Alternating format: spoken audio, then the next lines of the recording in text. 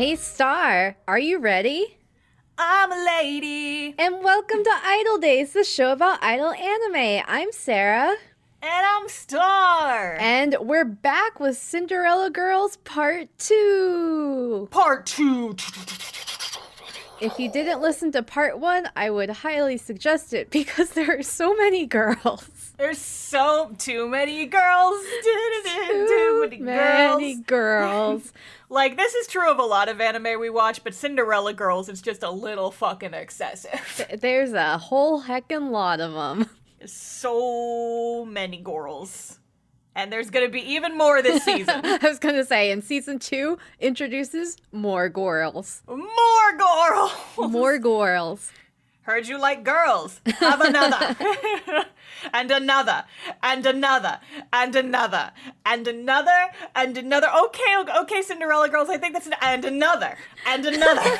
Just be glad the anime didn't come out when we are where we are now, where there's like 100 girls. So they probably tried to at least put them in a little bit. Yeah. Like, they've added more girls since the anime came out. There's almost 200 of them now. That's too many. Too many girls. Idolmaster, you need to calm down.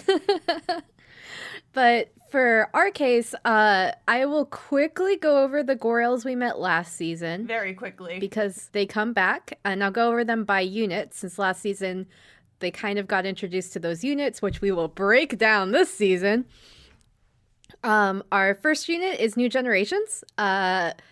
Pink girl in there is Uzuki. She has brown hair, side ponytail, image color pink. Then we have Mio. She's super Genki. Image color is orange. She has short, choppy brown hair. She's my bean. She's a good girl. Yeah. And lastly is Rin. She has straight, blunt bangs, long black hair. She's a serious one. She's the blue one. Of course, she's the blue one, she's the serious. Yes, serious. And then our next unit is Love Laika. They are Ranko. She's a chuuni. She has curly gray hair. She's technically not part of Love Laika, but she subs in for them last season, so I'm counting her here. She gets adopted. Then there's Anastasia, or Anya. She has white hair. She's Russian. That's her personality. But she's Russian. She's also a good girl. She's like one of the least like combative ones, for lack of a better word. She's just good bean energy. And then the leader of their group is Minami. She's the mom friend. She has brown hair and a ponytail. And last season, she went through the challenge of being the leader to all the Cinderella girls. Almost missed a concert, but did good. The next group I'll talk about is Decoration. There are two smalls and a tall. One of the smalls is Rika. She is blonde hair, two high side ponytails. She has a little fangy. She wants to be sexy like her big sister Mika, who is a side character, but she is small, and we do not want that in our house. No.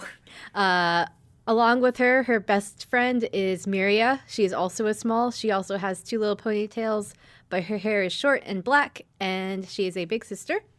Mm-hmm. And then the tall one is Kirari. She talks in an uwu voice all the time. Uwu? She has an uwu mouth, but she is one of those, like, she's tall, but she's cute. Orange hair, sometimes in a ponytail, sometimes not. Very decor fashion. Yes. She's got like a bajillion accessories in her hair at all times. So many accessories. Next group I'll talk about is Candy Island. So inside Candy Island, there's Anzu. She has long blonde hair and two ponytails. She looks small, but she's apparently 17. And she only works if she's getting paid. And then we have Kanako. She has short, like ash blondish brown hair. She's just a little chubby, but like in the idol anime way. Yeah, idol anime chubby, which is to say, like, just barely, just a touch. Just barely. She tends to get flustered. She likes making cake. And then last of Candy Island is Chieri. She has reddish hair and two pigtails. She's the Yukiho, just shy all the time. Shy uwu, shy uwu, shy uwu. Scared of everything. And then the last group we'll talk about is Cringe. is Asterisk. They are a rock girl and a Nia girl brought together because they were the leftovers. Yep, literally. Literally the leftovers. Sarah, a short follow-up because I remembered something about Cinderella Girls. So last time I talked a little bit about my beef with Anzu and how I don't like her as a character. I think part of it is just like her laziness, and like I understand why people like her, but I just remembered a trauma. Oh no. that has to do with Anzu that is another reason why I do not like her character. So I used to play the Cinderella Girls mobile game, which is like a mobile rhythm game. And for a long time, like, I'm not super good at rhythm games, but I was pretty good at getting full combos on, like, the second hardest difficulty. Not, like, expert, but, like, hard mode. I could pretty consistently get full combos. Anzu's fucking song. I always missed one note on Anzu's song, and her song in the mobile game is annoying. And I had to play it, like, 100 fucking times in order to actually get the damn combo. And that's the reason you hate Anzu. I'm trauma. I love Anzu. She's Gudetama, but an idol. So, in addition to the girls, there is the producer. He is tall, deep voice, thick eyebrows, and overall just seems creepy to everyone, but he's doing his ganbare best, even though it's not that great half the time. Mm-hmm. And all of them are part of 346 Pro, or Mishiro Pro, which is an established entertainment company, but they have an idol division, and these girls are part of the Cinderella project inside of the idol division. Idorus. You want some more Idorus? Here's a whole company. Woohoo. So let's get into it, yeah? Yeah! Season 2! Season 2. Electric Boogaloo. Season 2 opens with a little monologue. Is Uzuki. She opened season 1 with a monologue. She'll open season 2 with one. And she's kind of just talking about, like, how they're all princesses now. That before they were just Cinderellas, but now they're doing good and they're shining. Good baby. And how they have all sorts of fans. They're doing all kinds of work. And it's been a month since the last episode, since the Big Idol Festival. Yeah. Making progress. This is very much like the Idolmaster, this is similar to how original Idolmaster Season 2 started. It's like, here's a recap, we're all doing good. Time for stuff to get mixed up a little bit. Mm-hmm. And what stuff happens is, if you remember at the end of our last episode, there was a mysterious woman who was watching their concert on her laptop. Well, that mysterious woman walks into Mishiro Pro. Who's that? Whomst could this be, Sarah? Well, it turns out this woman is the president of Mishiro's daughter. She just goes by Executive Director Mishiro, so we'll call her Mishiro. And she is a hot babe. Hot girl boss. She has like a gaslight, gatekeep, girl boss, idol shit. I mean, basically, that's who she is. She has like pale. She's like super tall, right? She's like eye level with our producer. But she's always wearing like heels. She has like the power suit with like the pencil skirt that's gray. Her hair is like in a tight bun that's like all flowy black hair in the back. And she has like this winged eyeliner all the time. Uh-huh. Yeah, she's a girl boss. Sorry, I wasn't paying too much attention to that because my brain was like, hey, what if you took the gaslight, gatekeep, girl boss things and replaced it with anime terms? Genki, ganbate, I need a third G word. Garugamesh.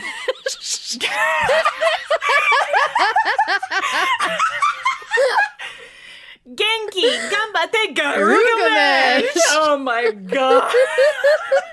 There's nothing you could have said that could have possibly made that funnier. Thank you, Sarah. You are a blessing and a light in my life. That's what came into my mind first. Incredible. Oh, shit. Gaslight, gatekeep, garugamesh. If you don't know what the fuck we're talking about, Go on to YouTube and look up, I think it's SakuraCon 2007? Oh, I don't know. The good old days. I don't remember which year, but it's like it's an ad for the anime convention SakuraCon, and it's a bunch of people in a sushi shop who are talking about all the things they love about Japan and Japanese culture. I love anime and manga. Garugamesh. So yeah. Gaslight Gatekeep Garugamesh is Mishiro, executive director Mishiro, and she is here to help the company succeed. I don't know, go in a new direction. Whatever happened, she's in charge now. I am the girl boss. It's me. Garugamesh is my dad. Up until this point, the highest level person you knew from the company was like the manager that the producer guy reported to. He's just old guy. But this lady appears to be above him. So, in charge. Mm-hmm. Large and in charge. So her appearance is mostly like, she seems intimidating, but like all the girls are like, whoa, she's so pretty, she's so cool. I wonder what's gonna happen. I wonder if we can impress her and show her how good we are at being idols, right? Mm-hmm. But basically she walks in, she's like, I see, interesting. And then she like turns around to the producer and she's like, wow, your tie-tying skills are really shitty. You got to get good at this. And, like fixes him up for him. And she's like, present yourself better if you want to be a good producer. And you're like, oh shit, girl boss. In addition to this, there's a weird side plot that I think is just there to carry the episode. I guess I'll briefly talk about it. There's like, seems like somebody is following the producer, right? So like all the idols are going to like their photo shoots or like doing their radio shows, and they always see a shadow of someone staring at the producer, or the producer notices something behind him, and they're like, oh, how the turntables. Who could it be? Who was the stalker is now the stalkee, right? Oh! So there's kind of like a weird side plot where all the girls are trying to like investigate who this mysterious figure is. The biggest point of this is just that you get to see some of the girls who are not in Cinderella Project who do end up becoming important this season. There they are. Yep, so you just get some previews of some of the people you'll meet. I'm not going to go over all of them because there's so many, and I'm just going to talk about them as they come up, because otherwise it'd be too many people, too many girls. Too many girls, too many girls.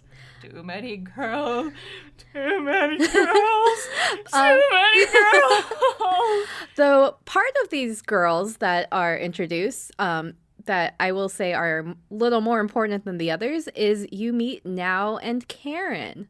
My babies, my babies. Now and Karen are introduced as being like former middle school classmates with Reen. And they're like, hey, we saw you in New Generations and you really inspired us, and we have just started working with 346 Pro with you. Yeah. So now, do you want to describe Now for everyone, Star? She's my fluffy baby daughter. I love her so much. So I mentioned in the last episode my best girl shows up in season 2. I love Now Kamiya so fucking much. I have her Nendroid. I love this baby. Her whole thing is like she's got kind of like this soft brown hair. It's very fluffy, very, very long, very, very fluffy. She's got kind of like a bun on top of her head too. And she's got big eyebrows. Big eyebrows. which I respect as a fellow big eyebrow haver. I'm like, fuck yeah, she fluffy, she have big eyebrows, she me. So that's Now. I feel judged. Do not feel judged. I feel like you could describe Now better than anyone else could, Star. She's fluffy. She's fluffy. And then Karen is also joined at the same time as her. And she looks like Vanille from Final Fantasy 13. Little bit. She has like the orange pink hair, and it kind of goes out in these like drill curls. And she, between Now and Karen, she's kind of the more of the leader type personality, so she's usually the one who initiates conversation. Yeah. So Rena's like, oh, hey, I don't really remember you, but cool. That sounds great. Cool. I'm glad I could Thanks. inspire you. So later on, they meet up with New Generations at the studio, and like Mio and Uzuki are like all excited because they're like, Rin, you inspired people to join Mishiro, so like that means we're senpais. Like this is so cool. Like just a little bit ago, we were the newbies, but now we're the senpais, like Mika was to us. Yeah, we're the senpais now. We're the senpais now. senpais now. Also, while everyone's going around investigating whoever the stalker is, another character shows up that I also think is cool and also has an episode dedicated towards her, and that's Natsuki. My other best girl! Yeah! Star, do you want to describe what Natsuki looks like? She's cool as shit! I love her! So Natsuki is what Rina could be if she wasn't a fucking poser. So she's like actual rocker idol in that she actually pulls it off. She's a badass. All the girls in fucking Cinderella Girls have brown hair, but she's got kind of like this light brown hair. It's kind of like a mohawk, just in like the way she parts it. It's kind of like fluffier towards the middle, and it's kind of like combed over to the side. And the way I'm describing it makes it sound super unflattering. It's a little bit more like David Bowie hair. Yeah, kinda. But she's just like, she's like cool. She's like kind of chill. She's a rock star. I fucking love her. Yep. So she will kind of have an episode dedicated to her later. And then the last person you get a cameo of that also has an episode dedicated to her later is Nana. And I think I mentioned her before, but her gimmick is she has bunny ears. Yeah. I just remember the revelation I had when I'm like, well, Sarah, you like rabbits. Do you not like this girl with the rabbit ears? He's like, she's kind of cute. And you were like, I hate her. And I'm like, okay, I know where Sarah's loyalties lie. Yes. I learned something about you as a person that day. I am not a fan of Nana, but other people, but you can be a fan. You can be a fan of things I'm not a fan of. Unless you're a fan of Miku, because... She has orangish hair and a ponytail, and she always wears bunny ears. And she also has episode dedicated to her later. So, yeah. But I'll talk about them more later. You don't have to remember them now. I'm just pointing out that they were foreshadowed. Yep. It was foretold. In the holy texts. In the holy text. Idoru. But in the end, turns out the stalker was just another idol, of course. Which one? Mayu. She also has brown hair, but it's kind of curly, and she has like sleepy eyes, and her gimmick is that she's just a little bit creepy. Not in like a spooky way, but like in a stalker way. Yeah, she likes it. So in the game, like, you play as the producer, and so her thing is she likes the producer a little too much. Just a little bit. A little too much. But in this case, she likes her producer a little bit too much, which is not our main producer, and she was just stalking our producer to get ideas for other producers' birthday. So that's just the side gimmick, and it really is just a way for us to meet some of the new characters that'll come in this season. Yep. So many. But so many girls.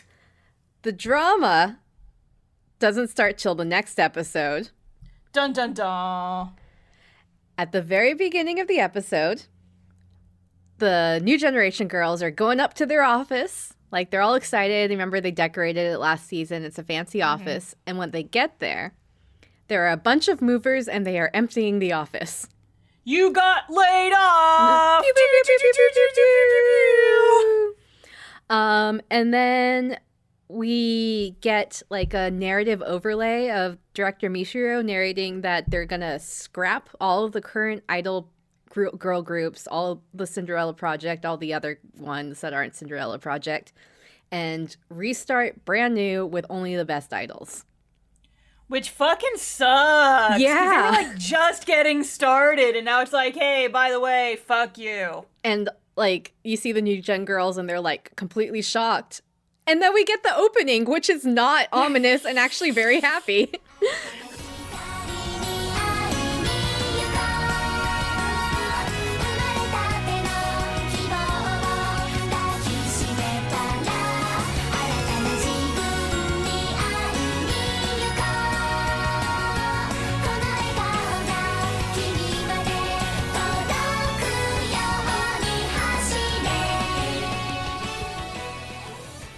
post-opening, you kind of just get all of the Cinderella Project girls, and they're just like down in the basement, and they're just sitting together in silence, being like, well, what do we do now? Well, shit.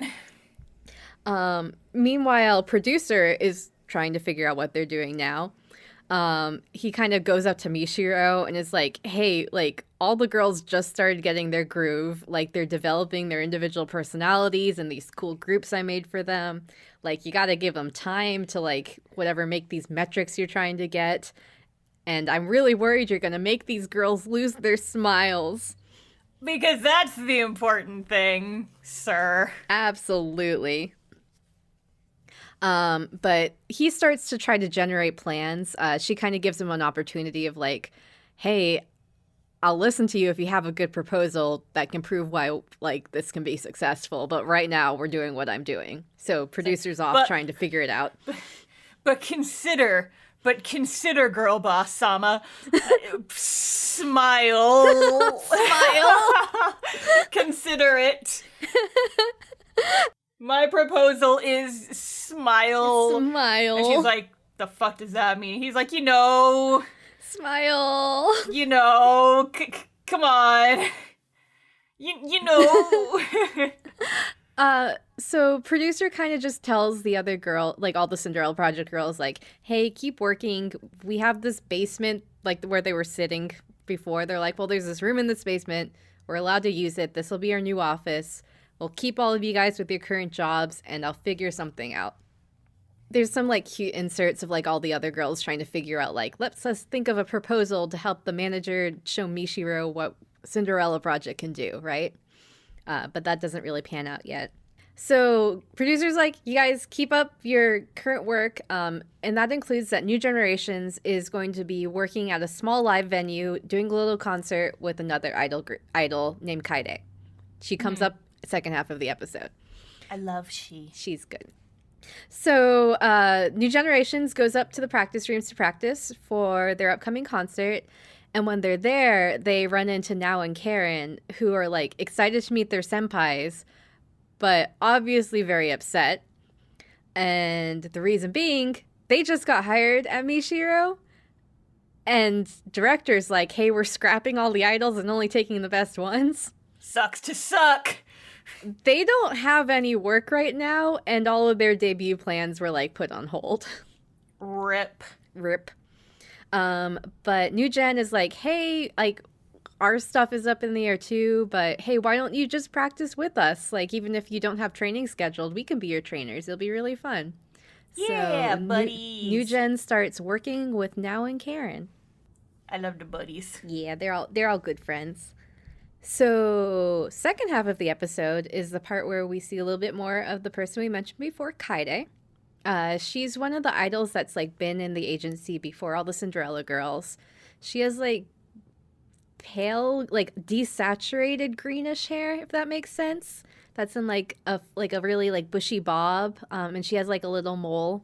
She looks very, like, princess. And she's talking to Director Michiro in the office. And Director Michiro is like, hey, I have finally started on this new project. Remember, disbanding all the groups, starting anew with only the best idols. And you're the first idol I chose to be a part of this project. So, you join my project. We're going to cancel your next show, which again is the one at the Tiny Live House with New Gen. And we're going to give you like this way bigger stage, way better. You deserve like top tier stuff, not like this dingy live house, because you are a princess, not just Cinderella, right? Because this keeps coming up. Yep, it's a metaphor. It's a metaphor, an explicit metaphor, but one nonetheless. So what subtlety? What subtlety? I have none, says girl boss. So you don't see Kaide giving the response, but it kind of cuts to the reaction of like all the other idols gossiping about what happened, which I actually think is a fun way to do it. Yeah. And it kind of becomes clear that Kaide actually turned the director down. Oh shit, get wrecked, girl boss. She refused to do this next big project because she didn't want to quit on this small job at the Live House. And why didn't she want to do that? Well, we will find out because it's concert time. So the New Generation girls, you see like just clips of them doing their live. I don't even remember if you see them singing, because there's a lot in this episode. I don't critique that. Yeah, it's dense. It's dense. A lot of season 2 episodes are really dense, so there's a lot that happens. Yeah. But they go out, they do good. And the way the performance is set up is that New Gen performs, and then there's like a little meet and greet with Kaide and her fans, and then Kaide performs. So like New Gen's just the opening act, right? So after they perform, they're backstage, they're tired and exhausted from going on stage, and they see Kaide, and Kaide is like making these little like fans with her signature on them, so like fans for the fans, right? And I guess she's been like hand making all of them. She has them in these big boxes, but they're like limited, right? Because she's been doing them. So all of her fans are like kind of rustling to get in the front of the line. Like they won't line up. They're really rowdy. And everyone's like, well, what do we do? What do we do? And then Kaide like takes the megaphone and she steps out from backstage and she's like, line up. Okay, everyone, be good for me. And then all of her fans are like, yes, anything, princess. God, I love Kaide so much, actually. Yes, she's powerful. She has like kind of a bit of a mom energy, like very good. So everyone lines up and settles down because Kaide took action on her own. The New Gen girls are like, wow, that's so inspiring that she was like helping the fans directly. So they go out with like all the boxes of fans and help hand them out, and everyone's all happy. And then it's time for Kaide's performance. So already we see Kaide like interacting closely with the fans, right? And like New Gen being like, oh, like you can be, if you're an idol, you're not just on your own. There's all these fans out there. Yeah. So Kaide goes on stage, and here you kind of learn why she didn't want to turn down the show. So she speaks out to the audience and is like, hey, thank you all for being here. What you guys may or may not know is this venue is really important to me. It's where I had my first live. Yeah. And then like she's talking about how important her fans are, and like the camera like focuses on like various people in the audience, which I think is fun because it's like, you know, like when you watch something and you're like, wow, this thing is really special to someone, but like it's not me. It kind of gives you that feeling like this is a fan that you as an anime viewer have never seen before, but the focus of the camera is like, yeah, this is somebody who obviously was there since day one, right? Yeah, and I think a couple people like out in the crowd go like, I remember I was there, or something like that, and it's really cute. I know, and you're like, oh, it's done really well too, because it really isn't like, let's explain everything. It's more of like as if you were like someone random at the concert, and maybe this is your first time seeing Kaide, but you're like, wow, that person's been here forever. Just the way it's filmed is very like good.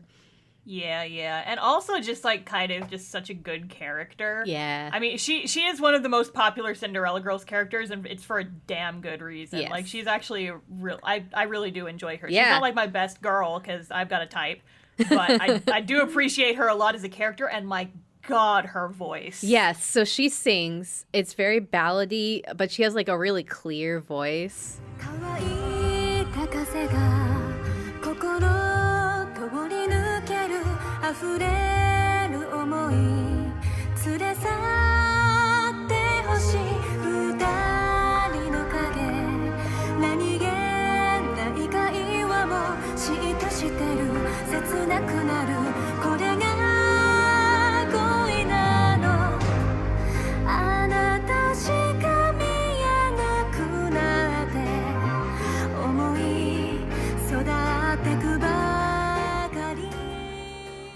Fucking goals. After her performance, she ends up talking to New Generations. Like, it's the after performance. It's kind of cute because I think like it was Uzuki. She's like holding one of Kaide's fans and fanning herself, right? Because it's like hot back there and they worked a lot.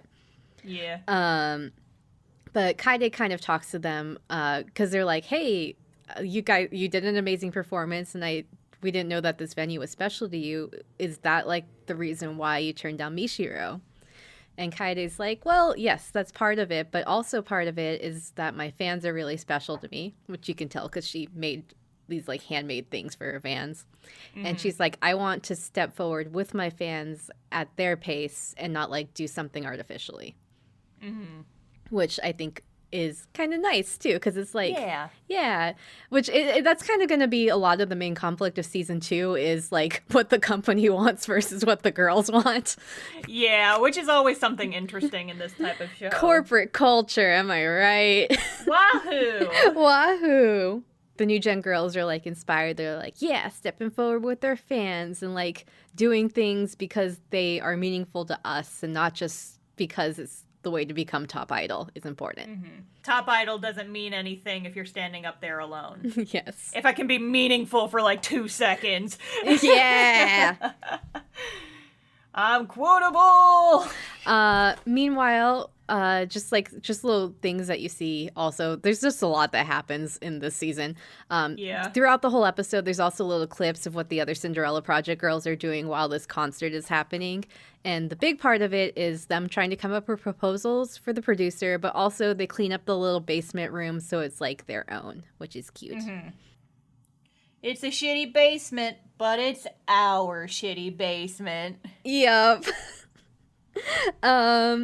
So in the end, the producer gets all the proposals and sees like the fancy or the less shitty basement all the girls did. He's like really moved and he's like, you know what? I'm going to do whatever I can. And he goes to director Michiro with a new proposal titled The Power of Smile. Smile! Onegai sumairu. So that's his plan. He's definitely a one-track sort of guy, but here we are. One trick pony. One trick pony. Episode 3. So this episode is the one where you learn more about Nana. So, but first we cut in exactly where we left off is the producer going to Michiro with like the stack of paper being like, this is my plan, right? And she's like, what the heck is this? What's this power of smile? And he says, the power of smile is, quote, the magic power that top idols have that charms their audiences and brings them together. And Michiro's like, sounds fake, but okay, sure, I'll give you one shot. So he has a limited time to produce quote unquote results, whatever that means. Or otherwise she's going to move forward with their plans and disband like all of the less successful groups. Mm-hmm. Rip. So the deadline is in winter. At this point, I would assume it's like summer, maybe, just based on clothes everyone's wearing. Yeah. And the end product at the end of this, the deadline, they're going to put on a Cinderella's Ball. And the Cinderella's Ball is going to be the make or break event. And it's going to be like this big idol festival called the Cinderella Ball. Mm-hmm. Apt. And the producer explains this to the girls and is like, yeah, this is going to be like a huge event. We're going to have all sorts of groups and events. It's not even just going to be singing. We're going to have like handshake events, like acting maybe even.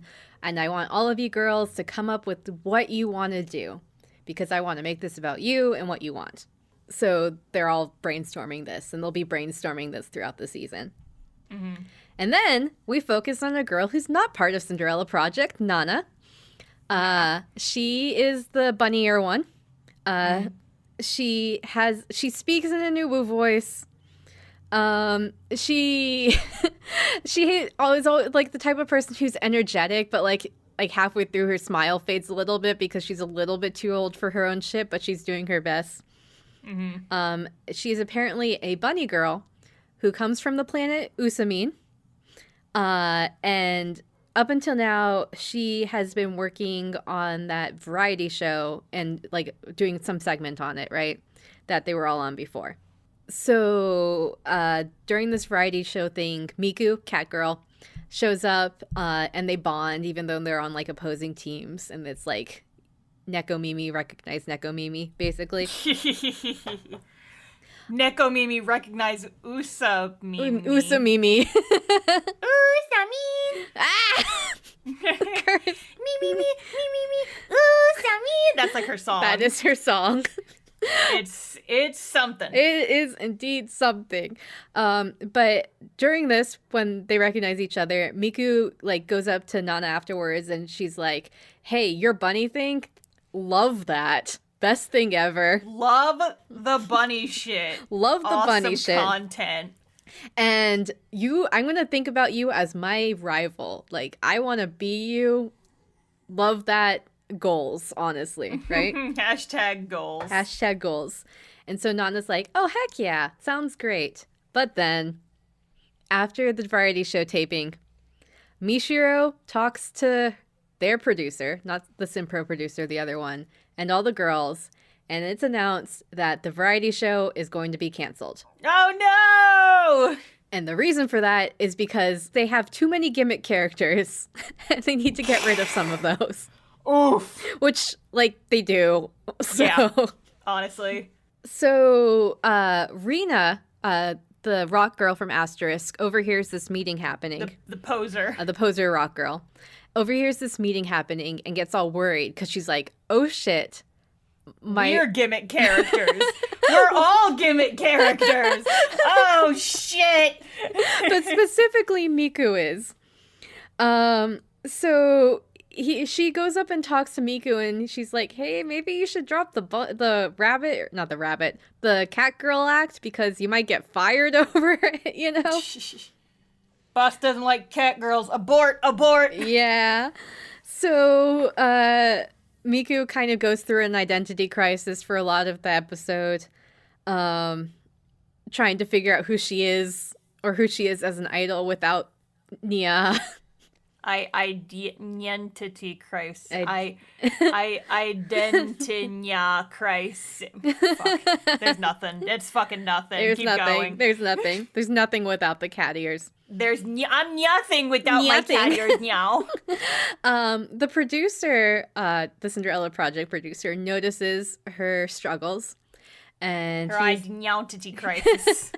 And he suggests, like, "Hey, I see you're having trouble with it, but I know that you were looking up to Nana recently, and even though she's getting cut down hours on her variety show, she has a little, like, event later, and why don't you come and watch it with me? You might get inspired, right?"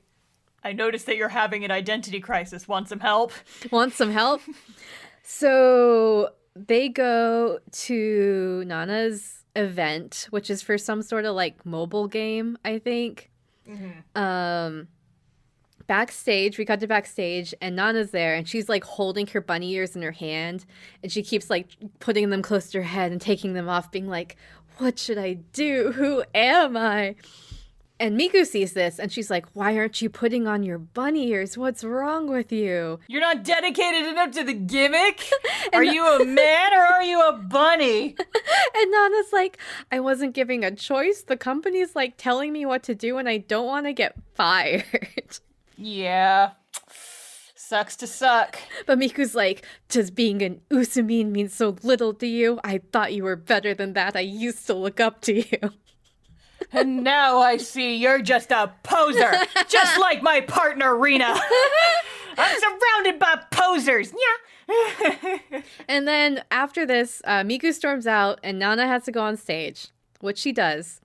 And then she goes on stage and she tries to talk just in her normal voice, but no one's paying attention to her. Sucks to suck. It's bad, and everyone's like, "Who's that? I don't know who that is." And Miku recognizes this, and she's like, "I have to do some emergency measures." So Miku starts chanting the Usamin thing. That's the Usamin. Me, Usamin. And so Miku's just there, like, chanting it on her own. Cringe. Girl, you posted cringe. And everyone else is like, "Well, what should I do?" But then she, like, gets inspired and she's like, "Yeah, my kohai believes in me and believes in my bunny ear power, so I will embrace it instead. Fuck the man." Fuck my boss. I'm a bunny girl. Fuck you. And so then she's like, "Beep, beep, beep. Oh, we have a signal jam from the planet Usamin." And then she, like, puts on her ears and then she, like, gets all Genki. Then music starts playing and she is able to like put her gimmick back on and everyone's paying attention. But honestly, at this point, I feel like people are just paying attention because music started, but whatever. Yeah, probably. In addition to that, the main reason why she's there at this event for this gacha game is that they're giving away bunny ears as like a character item. And it's like, what are you thinking, Mishiro? like out of all the times for her to wear bunny ears, I feel like this is the time. This would be the time, yes. Girl boss maybe not the best at marketing. No, so like that's one of the things, you know, like in season 1, the producer was just like really creepy and not good at talking, right? Mishiro is very good at being like, I only care about money, but like none of it makes any practical sense. Nope. But that's all right. End of episode. So Nana embraces her Usamine power, even if it means that she won't be part of Mishiro's project. And at the end of the episode, Miku goes to the producer and is like, hey, I actually have this kind of crazy idea for the Cinderella Ball. What if we invite idols outside of Cinderella Project like Nana? And producer's like, heck yeah, let's do it. So they adopt all the variety show girls. Yoink. Yoink. Next episode, some more things get shaken up. So Mika, the fairy godmother, pink hair, fangy, sexy girl from last season, also gets scouted by Mishiro to be part of the new project. And specifically, she is going to be getting photos taken in like professional, like office wear, like high-end clothes, right? Mm-hmm. And she gets kind of upset about it because she's like, hey, my whole thing is that like I like gal fashion. And this is like complete opposite from my thing. This is like reserved, like adulty. And I'm just all about like being gal and sexy, right? Mm-hmm. But she ends up doing it anyways because she's like, well, I gotta do what I gotta do, right? And I guess her photos actually do end up getting good results. You see like clips of like people on the street being like, oh, Mika's new look is so cool. Wow, I love that for her, you know? Mm-hmm. So Mika's like even feeling worse because she's like, wow, I don't even like this, but my fans like it, so what do I do now? Meanwhile, producer has been working hard behind the scenes for his Cinderella Project girls and the Displaced Idol girls. And he has started a new variety show to make up for the one that was canceled, I guess. Mm-hmm. So the way the school works is it's basically like all of the small ones and Kirari and another girl who I'm not even going to name because there's too many girls. Too many girls.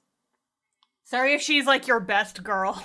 I know. There's too many girls, guys. There's too many. So all of them are going to be at like a kindergarten. So they're all wearing like kindergartner clothes, all the kids. And then like the Kirari and the other one are like the kindergarten teachers, I guess. And it's them like being idols, but also being kids. It's just like a weird ass premise, but sure. Yeah. And specifically, Rika is cast as one of the kindergartners. Her and Miri are both cast. And Rika is like super upset because her whole thing is that she wants to be sexy like her big sister Mika. And she's been telling all of her friends in her middle school, like, oh, I have this cool new variety show job. It's going to be the best. And then she finds out she's going to be like a kid in it. And she's like, I hate this shit. You're making me post cringe. This is cringe. I'm cringe. Ah! You also get a short clip of Miria. She's really happy and she's doing good on the show. And she goes home to tell her mom, like, how good the show went. But as soon as she walks in the door, like, you hear a baby crying and her mom's cooking dinner. And she's like, oh, Miria, I'll talk to you later. And then her mom runs off. And Miria's like, I didn't get to talk to my mom about my achievements today. Sad. Wow. So during all of this, Miria seems sad, right? Like around the office, and it's because she's feeling bad about the struggles of not being able to talk to her mom or like share her successes with her family. Rika is sad because she's not able to like show her true self and like her goals and her, like who she is, and is just like being put into like this baby personality, right? So everyone's like noticing the tension, but like not sure what to do. At home, Rika goes up to her sister Mika, who again is going through her own thing about her own image. And Rika like starts like talking to Mika and crying like, I hate this. I really want to be an idol. I like being on the variety show, but I told all my friends I'd be cool, and here I am like looking crappy, right? And then Mika kind of like has an outburst where she's like, well, you can't always have the jobs you want when you're an idol, and you just got to power through it. And if you don't, then you could just like quit being an idol and be a normal girl, and like storms off. So projection. Oof. Yeah. And Rika's like upsetty about that. So next day at the office, there's kind of like a few scenes that are intercut, so I'll go over one and then the other. So one of the scenes is Rika, and she's talking to pretty much the Candy Island girls, so Kaneko and Chieri and Anzu, and being like, well, this sucks. My sister doesn't support me about this. I hate having this image that I don't like. I don't know what to do, if I should quit, and I don't know how to like have a genuine smile on TV if I can't be myself, right? Yeah. So Anzu is there because she's just always kind of there somewhere in a corner. And she's like, hey, I mean, why does it really matter? Clothes are clothes. You're still you. It doesn't matter that you're wearing kindergarten clothes. And then Kirari pops in. She's like, but don't you see that her individuality is really important to her, right? And they get in a little spat about like clothes are clothes and individuality is important, right? But then Rika like has a revelation. She's like, yes, you are both right. So we'll get back to that later. And then meanwhile, also Miria, because again, she was upset about this big sister thing. She runs into Mika. And Mika's like, hey, I'm going through some stuff. You look like you're going through some stuff. Why don't we hang out, right? So we get like a cute like scene of like Mika and Miria, and they're just like hanging out. Like they have a bunch of like clips of them throughout the day. But like at the end, they're sitting in a park together, right? And Miria starts talking about like being how she's a new big sister. Her mom had a new baby. And, like, how it's so hard to be a big sister. And, like, she's home, but, like, her mom doesn't pay attention to her. But also she, like, really loves her sister and really wants to care for her, even though it's hard, but doesn't know how, right? And then Mika's like, yeah, I'm a big sister, too. I really get it. I want to help her, but I don't know what to do. But, I mean, we're big sisters together, and we'll support each other, right? Yeah. And then there's a point where like Mika starts crying because she's like worried that she like heck things up with Rika. But Miri is like, it's okay, you're a good big sister too. And it's like, aw, the good sisters. It's just cute because like Miri's got a sister, Mika and Rika are sisters, but then now like Mika and Miria kind of have like this sibling relationship, and it's kind of cute. It's like, oh, yeah, they're supporting each other, and there's too many goddamn characters in this show, and all their names sound the same, but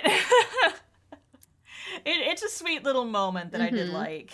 And then after this meeting with Mika, Miria goes home, and her mom is struggling again with dinner and the baby, but Miria is like, hey, Mom, let me help with you with dinner instead, right? Being like, instead of you having to do everything, I'll help you too.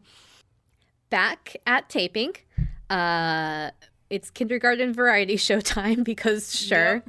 Yep. Miria is happy. All the other girls are happy. And then it's Rika's turn to talk.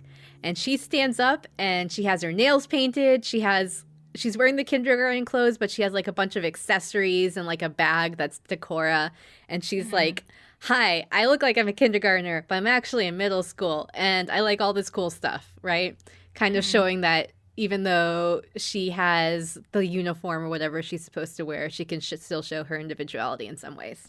Yeah, which makes me wonder, how much the show was relying on the kindergartner kayfabe, and is she gonna get fired for that? Yeah, Like, well. was this okayed by the producers before she went on camera and did this? Well, to be fair, this is set by their producer who kind of was like... That's also true. kind of wishy-washy. Yeah, he's like, it's like, all you have to do is smile at him and you can do whatever the fuck you want. Egg out is all that matters. Yep. So Mika watches this because she's there to support both Miria and her sister after they had talked, being like, yep, I'll be a supportive sister from the sidelines. And she sees this and she's like, oh shit, my little sister is like smart, right? Mm-hmm. So then Mika goes to her next photo shoot with like the like office lady clothes. And instead of just being like normal office lady in office lady clothes, she wears the clothes, but then she poses all sexy in them, like Mika style. And it's like, yes, good. Claim yourself. Mika style. Yes. Reclaim your image. Reclaim your image in your own way. Hashtag aesthetic. Yes. Next episode, we see that the kindergarten thing is going well, right? And there's like a guest episode where like Anzu shows up and she's supposed to be like a first grader or something, like older or whatever. And they kind of like the audience starts seeing the dynamic between Kirari and Anzu because they tend to like Kirari basically manages Anzu. And I guess the audience likes the interaction so much that Anzu kind of gets taken into this variety show doing a special segment with Kirari, right? Mm-hmm. But that means that Anzu can't do the regular work with Candy Island. So Kaneko and Chieri are on their own, which is rough because both of them are soft girls and aren't very good at speaking out or like being, I don't know, strong personalities. Yeah, no, not really. But they have a job where they are supposed to go and interview people at like this historic town, right? Mm-hmm. While they're there, like before they do their interview, they run into some of their senpais, who again are probably favorites, but I'm not going to name them because there's too many girls. There's too many. Too many girls. And they see their senpais doing their own interview, and they're like, "Wow, they're so good. I wonder how they do it." Right? Mm-hmm. But it's interview time, and they go in, and it's like for like this like historic like glass blower, right? Mm-hmm. And basically they suck at the interview. They kind of spend the whole time just like trying not to fuck up, that they don't even like know what questions to ask because all they're doing in their head is like Chieri doing good luck charms and Kaneko being like, what do I say, right? Mm-hmm. Like it's even to the point where like the glassblower guy asks them like, hey, what's your favorite piece in here? And like the girls are like, and then he just gets this sad look and you're like, oh no. After that, they go outside to take a breather and they're like, wow, we fucked up real bad. Wow, we suck at this. Wow, we suck at this. But then the senpais show up and they start talking to the other girls and they're like, hey, you guys look down, what's up? And then Kaneko and Chieri are like, well, we sucked, here's what we did. And the girls are like, hey, we get it, we've had sucky interviews before too, but you guys gotta like keep facing forward, like don't be looking down, don't look in the past, just look up, right? And like the girls get Chieri and Kaneko, that is, they get like a little inspired. And then producers like, yeah, I knew this might be a hard job without Anzu, but like I know you can do it. Like I know you have the power and I know you have the ability to have a genuine smile when you do it. Because smile. And then they start thinking about like, you know, like idol work is fun and we like having fun. So like we should just stop focusing on like being unlucky or not knowing what to say and just have fun with it. Just roll with it. Mm-hmm. Which is because a good idea. Having fun solves all your problems. All the problems. At least for these nervous girls. They're like two chihuahuas. Like they don't know what to do. They're just shaking. Bark, bark, bark, bark, bark. I mean, so they go inside, and this time, instead of going straight into the interview, they are determined, instead of looking down at their toes or at their notes, they look up and they spend time observing all the glassworks and like learning before they do the interview. And they do good, and the glass guy is happy, and they're happy. The end. Yay. Next episode is the Rina Natsuki episode. Oh boy, we loves it. It's super gay. Rina gets a girlfriend. So basically, episode starts out with Asterisk is arguing, Rina and Miku arguing, because of course they are. They always argue. A, B, A. Always be arguing. But they're still doing good at work. Asterisk is successful, seems okay. Also, just because there's a lot of stuff that happens in season 2, New Generations is continuing practice, and they keep practicing with Now and Karen, right? Mm-hmm. And this time they walk into their practice room and they see Now and Karen just like practicing on their own with Mika, who's their mentor. Mm-hmm. And Mika's like, hey, you know, like we were just training. We were actually using a new Gen song to train. So why don't you listen to them? Because they did really good and maybe you can help them out since you know the song.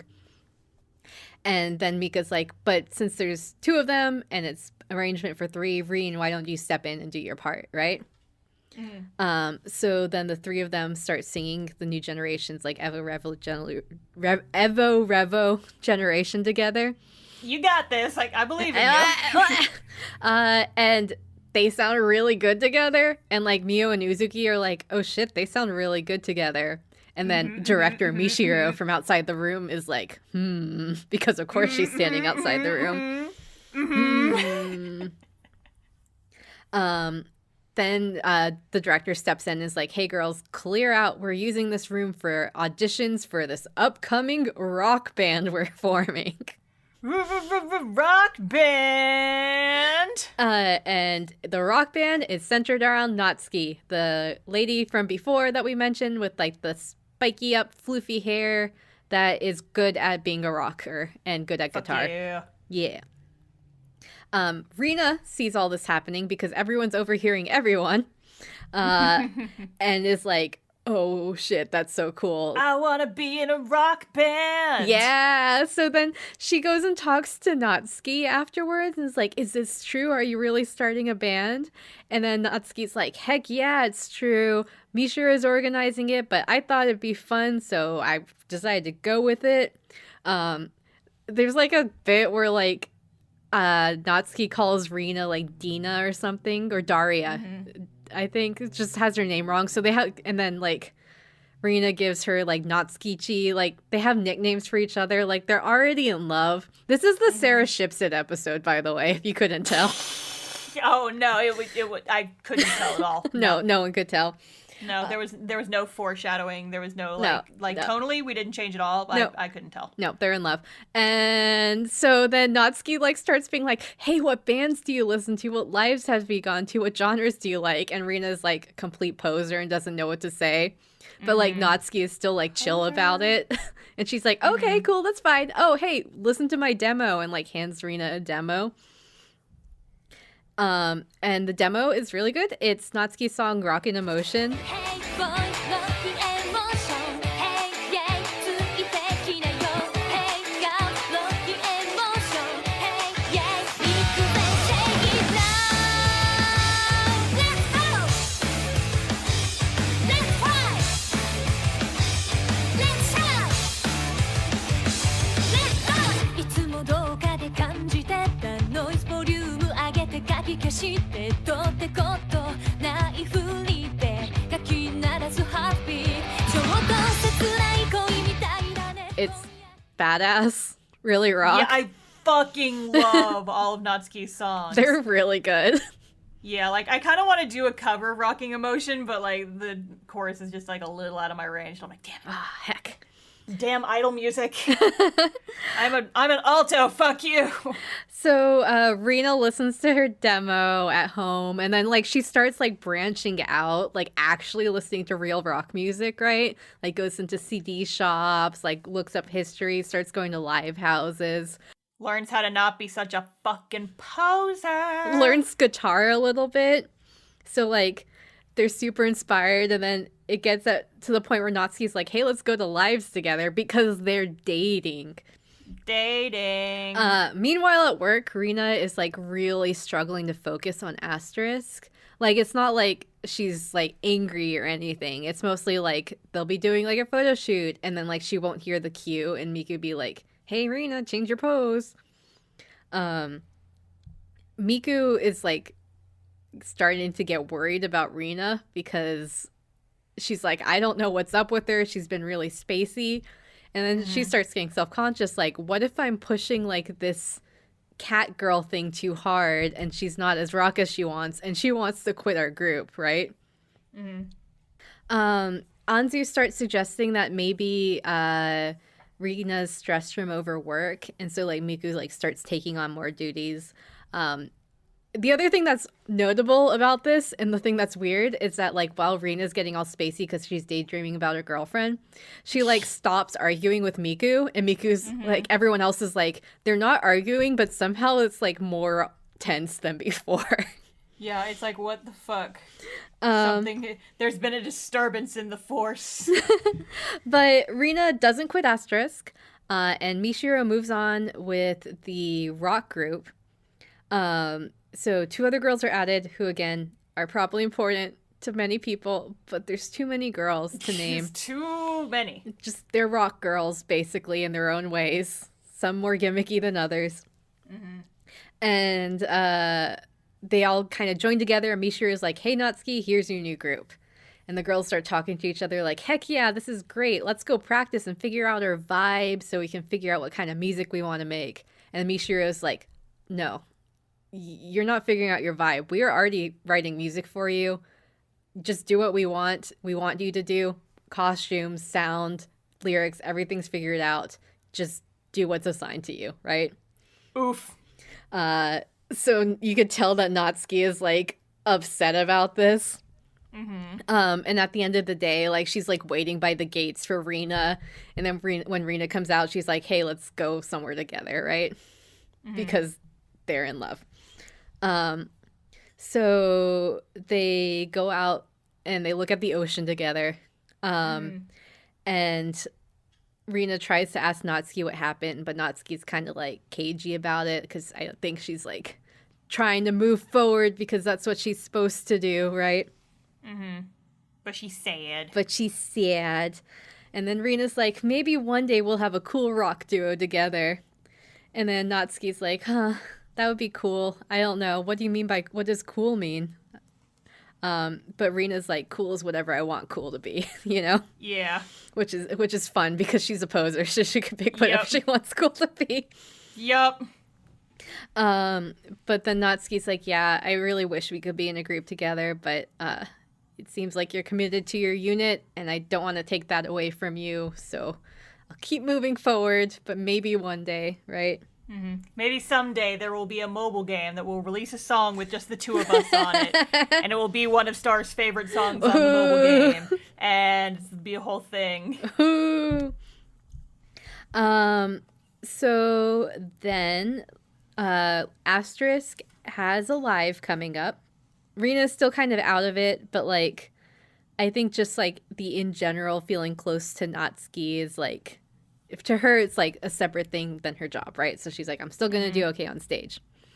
But they go on stage, they start doing O Over, and they're out of sync, and Miku trips. So despite her saying like I'll be okay, she's not okay because they're out of sync. Nope. Heckin' rip. So backstage, Miku, again, she's been like thinking it's her fault that because she's been pushing the cat ears the whole time, and she starts apologizing to Rena, being like, this is all my fault. I'm the reason why we're out of sync. But Rena's like, hey, don't assume what's going on because that's not true at all. And even though I know you think that I don't want to be in this group, I do want to be in the group. Even though you say that it's not a rock group and I want to quit, I get to decide what rock is, and Asterisk is rock to me. Which honestly is kind of fun. Yeah, I think it's a cute way to have their conversation. Yeah. But Natsuki is outside and overhears this. And kind of just leaves Rena with like a message, which the producer delivers to her. So you're like, oh no, Natsuki, is she okay after her girlfriend did this, right? And the message is telling Rena to go to a live house at a certain date and time, which she does. And when she gets there, Natsuki is on stage, and she starts talking to Rena like, hey, this is where I had my first band and my first performance, and this is where I came to love rock. Backstory, backstory, backstory. Backstory. And I really wanted to sing on the stage with you, even though I know it's not possible. And then... Gay! Gay! And then Natsuki's like, hey, you know what you said earlier that I overheard when you said, hey, if I think it's rock, it's rock? That, like, actually resonated with me. And what I really want, and I know you're not going to quit Asterisk, is I want you to come up on stage with me and we'll sing our one and only breakup song.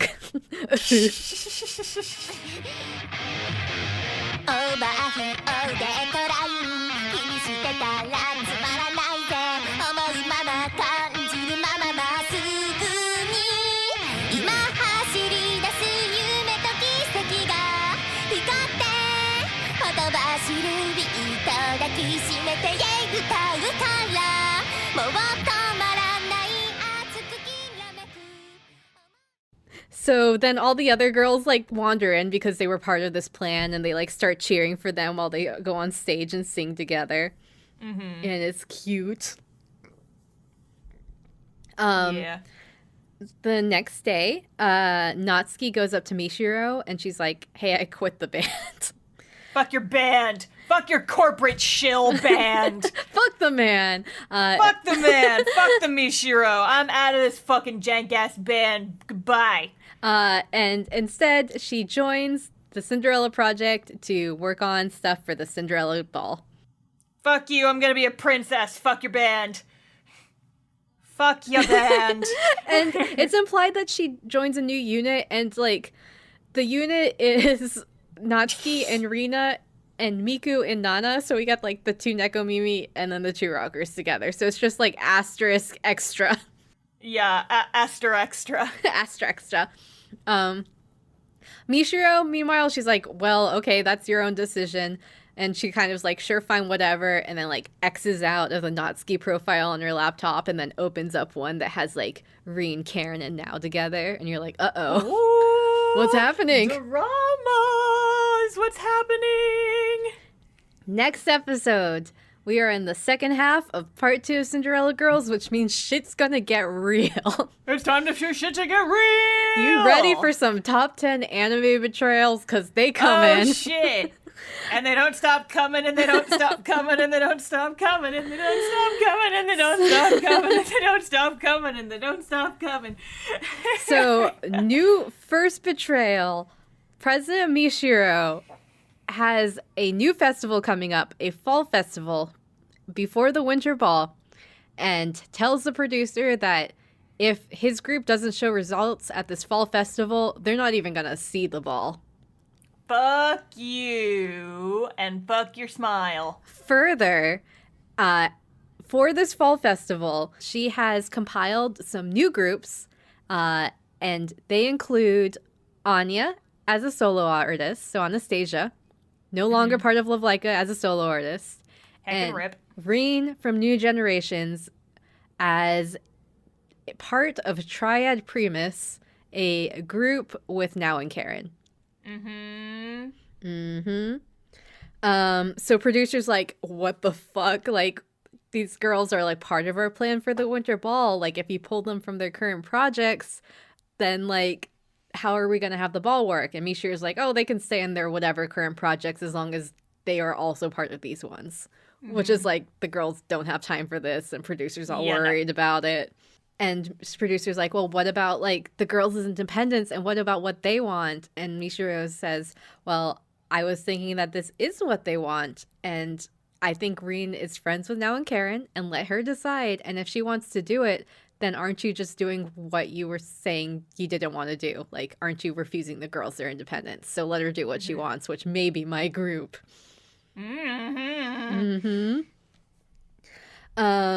So the manager and the assistant and producer, they kind of all talk behind the scenes about like what they should do and like what the balance is between like company lines and what their own individual goals are, like the producer's individual goals are, versus the girls' goals, which is like, yes, this is a very tough line, right? So Reen and Anastasia are informed of this, and they think hard, right? Like they're not sure what to do. So while they're having their thinks over the next few days, Anastasia runs into two of the Crone girls, who it's good. Or sorry, I don't know if I mentioned. So the new project, the new group, the new project of the girls that are pulling out. There's a bunch of subunits in it, but the thing for the fall festival is called Project Crone, right? So Anastasia runs into two of these other girls, part of the Project Crone, who again, some of them I know are very popular. I think one of them won a ranking thing this year, but there's too many girls, so I'm not going to say their names. Too many girls. And both of them are like, wow, we're so excited to work with you. This is going to be great. I'm glad that we got chosen for this fall festival. And Anastasia's like, well, actually, I haven't decided yet. And the other two are like, oh, okay, well, we're doing it and we hope you join too. And they start talking about like why being an idol is fun, and like how even though it's a change and they're in different units before, like the potential of a new unit is like exciting to them, and they're excited to see the possibilities, right? And then we also get Reen, and she's running into Now and Karen, and they go to like a burger place to talk. And kind of is just like, hey, I'm sorry, guys, I can't be part of your group because I have new generations. And Now and Karen just are like upset and sad, but they're like, we get it. We're not surprised. But then Karen speaks up and she says, hey, just give us like one more shot, right? Like, I don't want to blow this chance. Our debut was already postponed. If you don't join us now, I don't know when we'll be on stage next. And I just want you to maybe tomorrow just come over and sing with us one more time. And maybe you'll feel the same way you did like when we sang that New Generation song together a few episodes ago. Do you remember a few episodes ago? Do you remember? Do you remember? The 21st night of September? Then the next day, Reen does show up to the practice room with Now and Karen, and they have the song that Triad Primus was supposed to sing together called Trancing Pulse. And Karen and Now are like, hey, you don't have to sing with us, but let's sing for you. And you can listen to it, and maybe you can join in the next round, but we just want to show you what we got, right?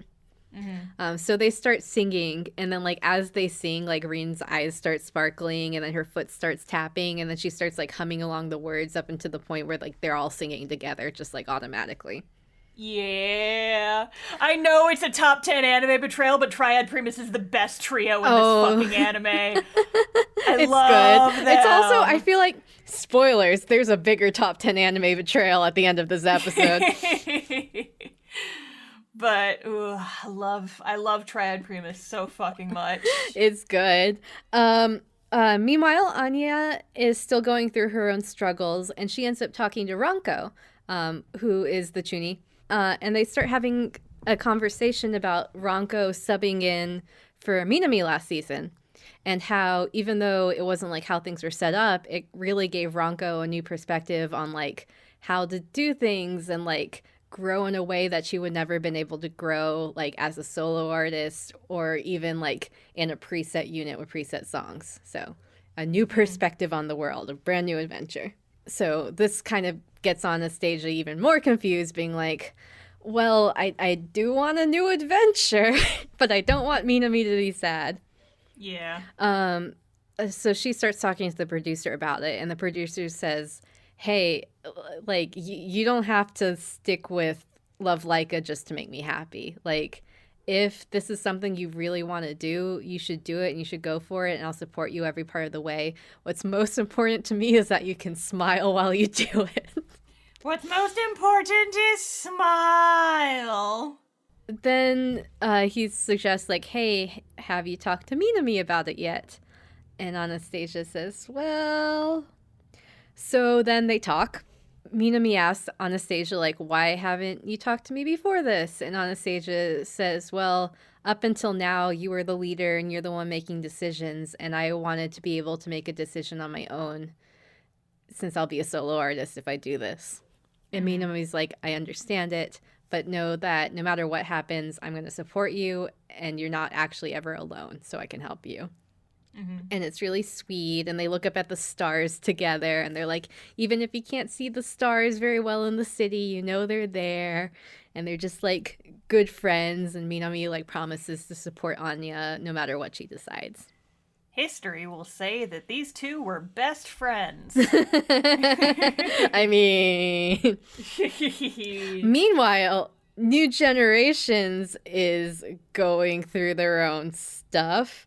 So Uzuki and Mio are kind of together, and they're like, well, that's a shock about Rin. I guess we just got to work hard and make New Generations, like, even better so that Rin doesn't want to quit. But then Rin walks in and is like, hey, I know I said I wouldn't join Triad Primus, but we just sang together and it was really cool. And I like them, and I mean, you know. Mio says, like, hey, like, what are you doing? Why are you hesitating? I thought New Generations was important to you. But Rin says, well, I mean, there was something there that I just never felt with New Generations, and I don't know what it is, and I don't know if it was good or bad, but I want to know more. But Mio starts crying, and Rin's like, I didn't say I'd quit. I just want to do this too. But, like, Mio is just unhappy about it. She's like, Uzuki, what do you think about this? And Uzuki's like, like, completely unable to speak. Yep. And then Mio runs out crying. And everyone is sad. End of episode, basically. Top 10 anime betrayals. Well... So, wait a second. So, over credits, you just see the New Generation girls being distressed. Like, Rin is sitting there, and she's just, like, looking at the iPod with, like, Triad Primus' new song. Uzuki is, like, curled up in her bed all worried.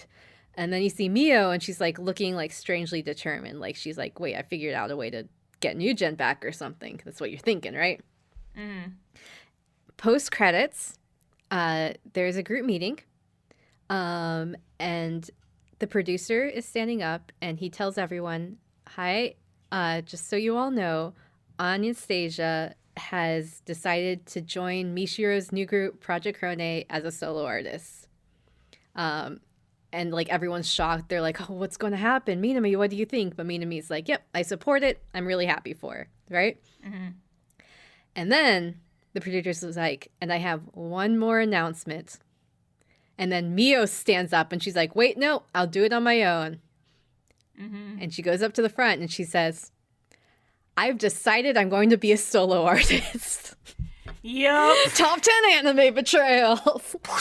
Number 1, Mio Honda. Mio Honda, next episode. So shit's getting real. New Generations is in turmoil. Meanwhile, Mio is starting her new career, specifically as an actress. So she's, like, going into, like, acting lessons, like, and she's even been cast in a small stage play. She caused all that drama last season. Now she's owning it. Yeah! Drama kid, theater kid. Both Rin and Uzuki were, like, completely shocked. Like, they had no idea this was coming. Uzuki in particular is, like, really worried about the situation. They kind of just talking to each other, not sure what to do, when Mio shows up and just, like, acts like nothing happened. And then she kind of turns to Rin and she's like, hey, I want you to do what you want to do. You showed that it's possible to have work outside New Generations. I want you to follow whatever dreams you have while I try to follow mine. And then poor Uzuki is just kind of like left in the lurch because Yep. it's like she would put all her eggs in the new gen basket, and now the group's just falling apart right in front of her. Yep. And also notably for Uzuki, she's like barely talking at all. She's just like very like flustered, like, it's okay, it'll be fine. But like through gritted teeth sort of thing. Everything's fine. I'm not having a mental breakdown. She's like the this is fine dog. That's Uzuki. Oh no. So Rin, meanwhile, still hasn't technically decided she wants to join Triad Primus or not. In some ways, the Mio thing kind of shook her even more because she's like, well, is Mio like going completely off the edge because I was gonna go completely off the edge? I don't know. But then she talks to Now and Karen. She's like, I did feel something special, but I honestly need more time to make this decision because New Generations is going through a lot of stuff. And the two of them are like, yep, we totally get it. Meanwhile, everyone else is working hard for the Falls concert and the Winter Ball. Minami announces that after Anastasia left, she's decided to go solo herself, which is kind of wild. And she kind of says that this is because Anastasia is working so hard to improve herself. She wants to work hard to improve herself too. So it's less of like I have nothing else to do and more of like, this is what I'm going to do to like make us as a unit stronger whenever we get back together, which is very sweet. Go to the gym, get some gains. Get some idol gains. gains. Meanwhile, the rest of Cinderella Project girls are like, well, what do we do about the New Generation situation for this fall concert that's coming up really fast? Right now, Rina's question mark and Mio is a no. So they kind of decide that they're going to do choreography without New Generations. And Yuzuki's like, yep, it's fine. I'll just work in the back. This is fine. Ooh, baby girl. It's the start of a downfall, baby girl. And then we get a flashback to what happened after Mio left. Like, remember she ran out crying last episode and the producer ran after her and then all of a sudden she came back with an anime betrayal. So then we get a cut-in of what that conversation actually was. And it's Mio, and she's talking with both Mika, she's talking with Mika and the producer. And she's talking about how she was the leader of New Generations and she felt like she was responsible as the leader and that New Generations was the only way for her to move forward in her career and for the other girls to move forward in her career. And with Rin leaving, she starts to wonder if it was her fault as a leader. But the producer's like, hey, that's not what's up. Rin told me the reason why she's doing this is she just wants to experience being an idol from different perspectives and grow in different ways. And Mio is like, I guess I can understand that, and I'm sad about it, but it's hard for me to internalize it without me seeing things from other perspectives myself. And that's kind of where she gets the idea to do something different. Yeah. Which is legit, because if you're just kind of doing the same thing your entire career, it's I can see how you would want to mix it up a little bit, but sometimes it's hard and it creates conflict. Exhibit A. Yeah. Especially when other people are relying on you to stay the same. Oh, so then there's more conversation back in current time where some of the other Cinderella Project girls reflect the same thing. Ronko talking about hey, on Anastasia leaving and Mio leaving, that helped me grow when I did my new thing again. New perspective, new adventures, talking about last season and supporting each other even when you're in different situations. Meanwhile, throughout all of this, I mentioned briefly, but Mio has been working on the stage play. Right, in the background, you see the little cut-ins of her doing the stage play. And I think it's a stage play for The Secret Garden, the book The Secret Garden. It's just my assumption based off of the character names. Oh, yeah? Yeah. So the general premise of that book is, there's a kid who's, the spoiled kid, and she goes to, a fancy house, and there she makes a friend and then another friend, but they go out and they go into this garden and they cultivate it and they make it grow even though nobody else has cared for this garden for hundreds of years or whatever, right? It's about friendship and making things grow and sticking it up to the man. So relevant. So Mio's out in the courtyard of Mishiro when Uzuki and Rin decide to go and talk to her because they're like, hey, we need to figure out this shit, right? Especially because this fall concert's coming up. And Reen starts to like open her mouth to speak when Mio interrupts her and is like, hey, before we talk, can you help me rehearse, right? And Reen's like, why are you just dodging the question? And Mio's like, no, I promise I am not dodging the question, and hands her the other scripts for the two other kids. And then they start like reading the lines, and the lines are about like not being stuck inside and going out and making things grow and making a garden together, right? Like seeing things from a new perspective, just hammering that in for you if you didn't get it before. Yeah. What subtlety. And Reen and Uzuki start getting into it, and they're like especially moved by like Mio being such a good actress because she's an incredible actress. And so they're starting to understand why Mio decided to split off, at least for now. So in the meanwhile of this, like while this is happening, you also get little cut-ins of like the other Cinderella Project girls, like either watching this play in the courtyard happen, or some of them are actually in the training room and they're watching Minami practice on her own, right? So like all the other Cinderella Project girls are realizing like even though there's change happening, everyone's still working hard and we're working hard for each other. So like it helps encourage the other girls like this is not a bad thing. Yeah. So at the end of the play, Mio just straight up spells out for Reen that she wanted to understand what Reen was saying about Triad Primus giving her something she couldn't get with New Generations.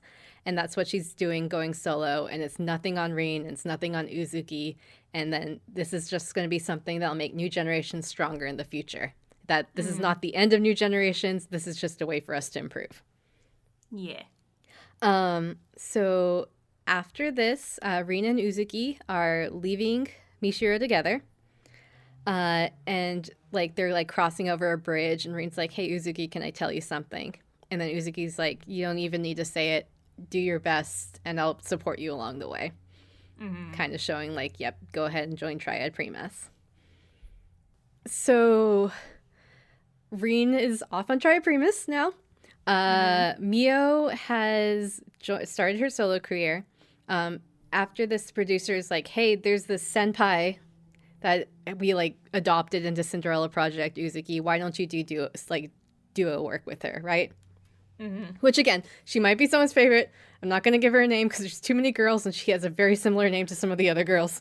Yeah, I think, isn't her name like Miho or something? Which we've already got a Mio. Yep, and she looks like Miria, which is so confusing. So I do like her though. Yes. She's got a very cute outfit in the mobile game. That's all I know about her. So Uzuki immediately accepts and is like, yeah, I'll do it. Maybe I'll figure out what I'm good at too, since Mio and Rin figured out what they're good at, ?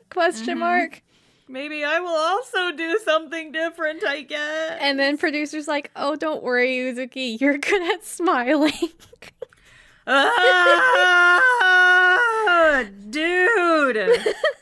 So just to quickly summarize, there have been a lot of changes in Cinderella Project since all this stuff has happened. So Asterisk has added on an extra rock and bunny girl.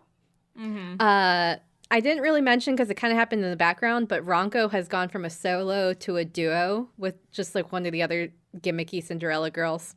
Yeah. She's a spooky one. Reen has joined Triad Primus.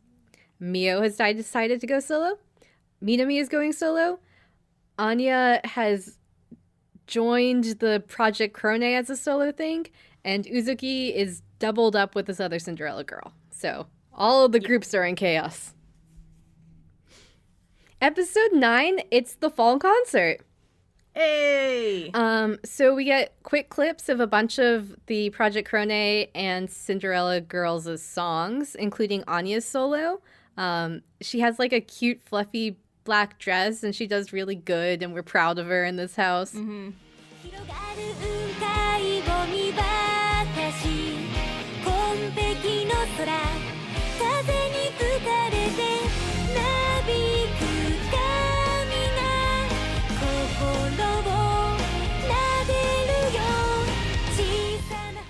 So is Minami, who watches from the sides and like gives her a hug afterwards. So you also see that New Generations is not performing at the fall concert. Mio and Uzuki are working as assistants backstage. Now and Karen are like getting ready and they're talking about how crazy it is. Like they're finally debuting and they're debuting at this huge concert, which is like, yeah, that's a huge deal. So while they're talking, Mio runs into them and Reen and is like, hey, this is so good. I'm so excited for you guys. That play like really changed me and I think that this experience will change you too and new generations will be stronger. And I'm sad we couldn't perform here today, but I think we'll just be even better for the winter ball.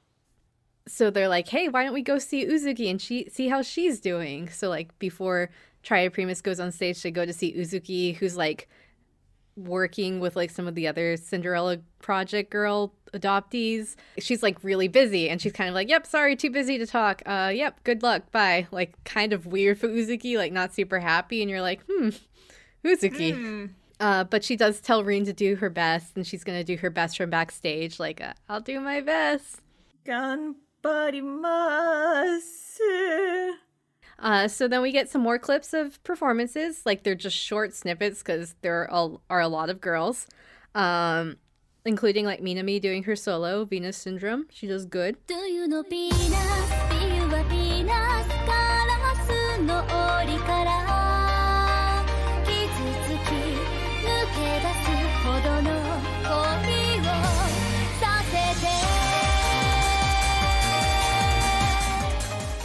The manager and Mishiro, the executive director, so the older guy manager and the executive director, hot girl boss, they're watching all of the concert from like up in like the VIP area, so like in the glass room, like far above.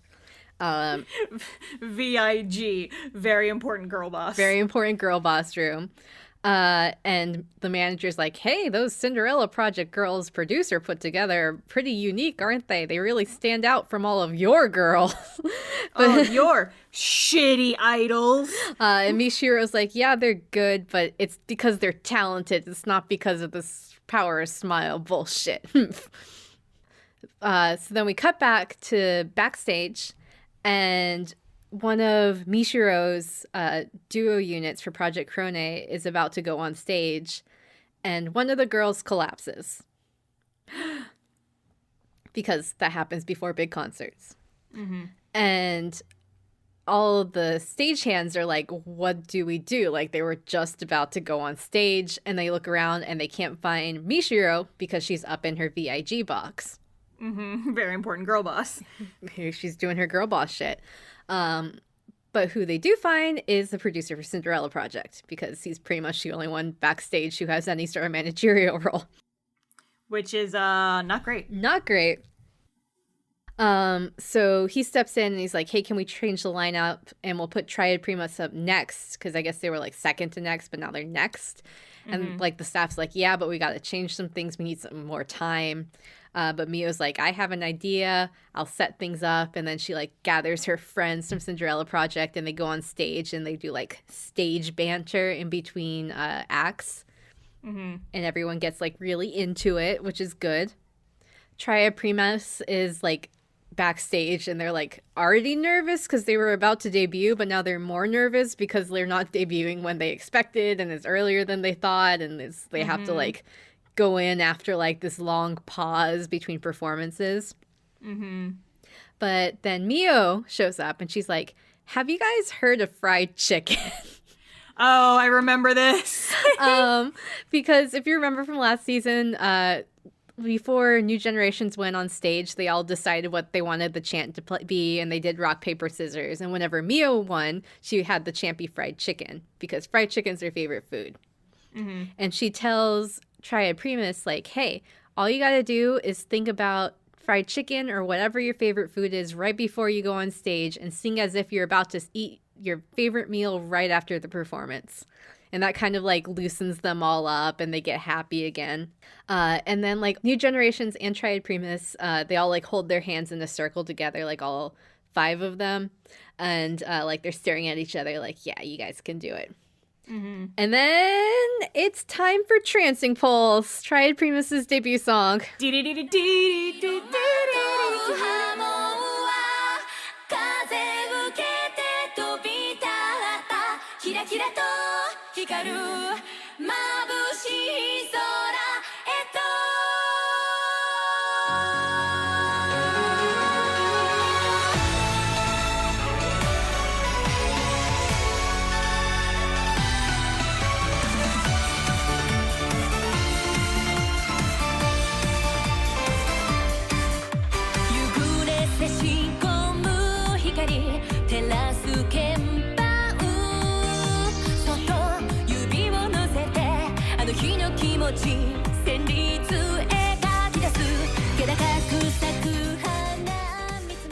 It's so good. It starts like a cappella, and their voices sound so good together. Like legit. It's so fucking good. I love this song. I love their outfits. I love the animation in this bit. Oh, it looks so good. They do so good. Triad Primus, best unit in Cinderella Girls. I will fight. So like as they're singing, there's some brief cut-ins. You see executive director Michiro going to producer being like, explain yourself for this, but like I mean she wasn't around, so shit happens. You see like the girl who fainted like recovering, so this gave her time to recover to go on stage. People running around being like, phew, we did it. And then Triad Primus finishes their song. Backstage, the producer congratulates them. Michiro goes to the producer and is like, well, I guess you saved your division. Fine, whatever. Fine, I guess you don't suck. But then there's like, after that, there's like a moment where like the old guy manager goes like super passive aggressive on Michiro, being like, watching a concert from backstage is really the best thing to do if you're in a supporting role, isn't it? Isn't it? Like, you should have been doing this the whole time. Why weren't you back there supporting your girls, Michiro? What the fuck, girl boss? Girl boss, more like girl needs to be backstage. Ayo. Ayo. So afterwards, the concert is announced a success to everyone. They're all happy because this means that the Winter Ball is a go, so they can have their actual proving themselves Winter Ball. And then further, producer announces that for the Winter Ball, Reen's gonna remain a part of Triad Primus, and Anya is going to stay as solo artist. The other teams will still be around, but these are going to be the big changes. Dun, dun, dun, dun, dun. And Uzuki is shocked at this, right? But she's like, I'll do my best.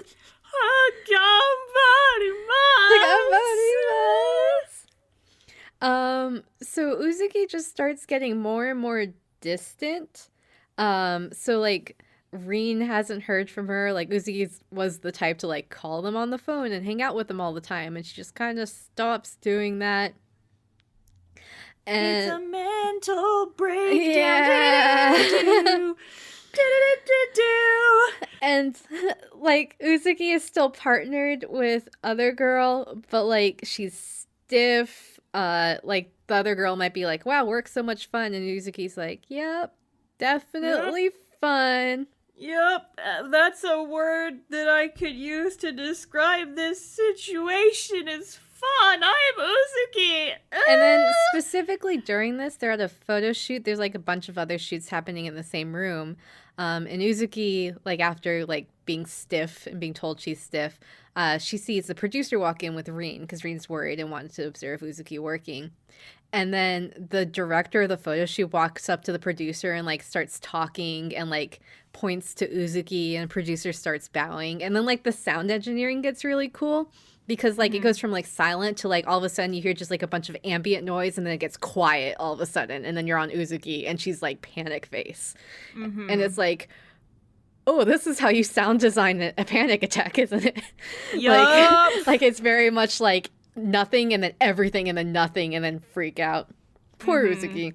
Yup, baby girl. So then it cuts to the producer walking over to her, and she's just like, I'm sorry. And producer's like, it's not a big deal, don't worry about it. But she's just like still panicking. She's like, I'm sorry, I'll do my best.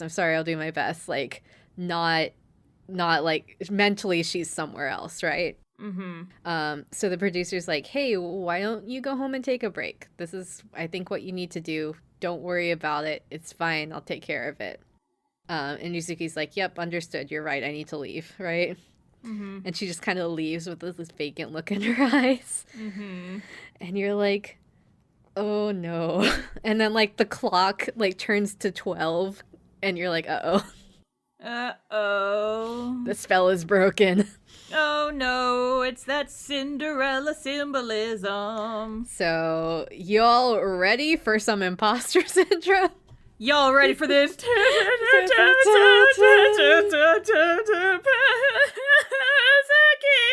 So, next episode, Uzuki walks back in, and she sees Rin, and she's like, her cheery self, she's like, I'm sorry for making you worry. I was just off. I'll be fine. Ganbaremasu. Ganbarimasu. But then she goes up to the producer and she's like, you said I've been tired, looking tired recently, and I've been feeling tired recently. And I know that Mio and Rin are having their own thing, so it's not a big deal if New Generations doesn't have appearances for a while. So if it's okay with you, what if I spend my time at my old training school instead of here at Mishiro? And the producer's like, sure. Like, he's kind of shocked. And he's like, well, whatever decision you want, I'll support you. Because I'm wishy-washy and I don't know what to do in this situation. Yeah. So the other Cinderella Project girls hear this and they're shocked, but they're like, we'll do whatever we can to, like, welcome Uzuki back with a smile when she gets back. The producer keeps, like, going and visiting Uzuki at the training school, where she's, like, constantly there. Like, you see it, like, with the sun setting or at nighttime, and she's just there doing, like, the same, like, training, like, back and forth steps over and over again. Rin and Mio are, like, not really able to get a hold of her, and when they do, she's just like, yep, I'm okay, don't worry about it. But then, like, Rin's like, she's, like, holding stuff back, we can tell. Yeah. But at some point, producer goes to the training school and is like, hey, there's a project coming in up, like, do you want to do it? And if you don't worry about it, we can have somebody stand in for you, but, like, you could do this photo shoot, right? And she's like, well, you said that someone can stand in for me, so maybe that's for the best. And you're like, uh-oh. Okay, oh no. Oh no. Oh no. So she's just still dancing. They,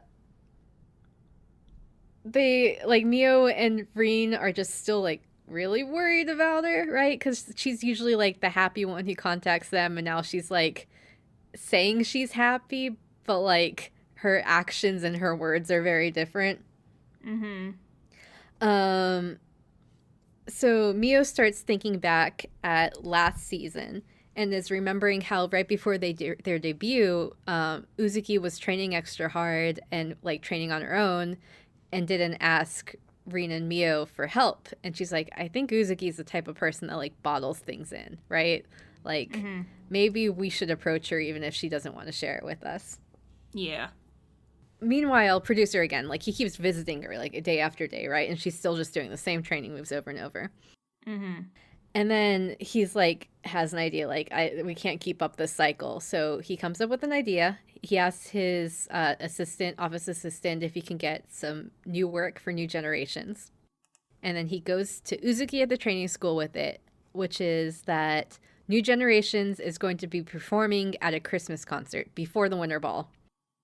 And he tells Uzuki he wants her to be a part of it. And then Uzuki's like, wait a second, Christmas is almost here. I don't think I'm ready yet.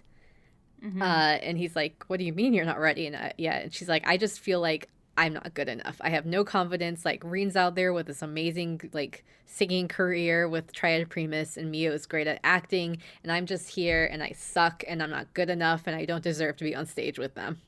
But Uzuki, you're good at smile. Yeah, I wonder why Uzuki has imposter syndrome. Jeez.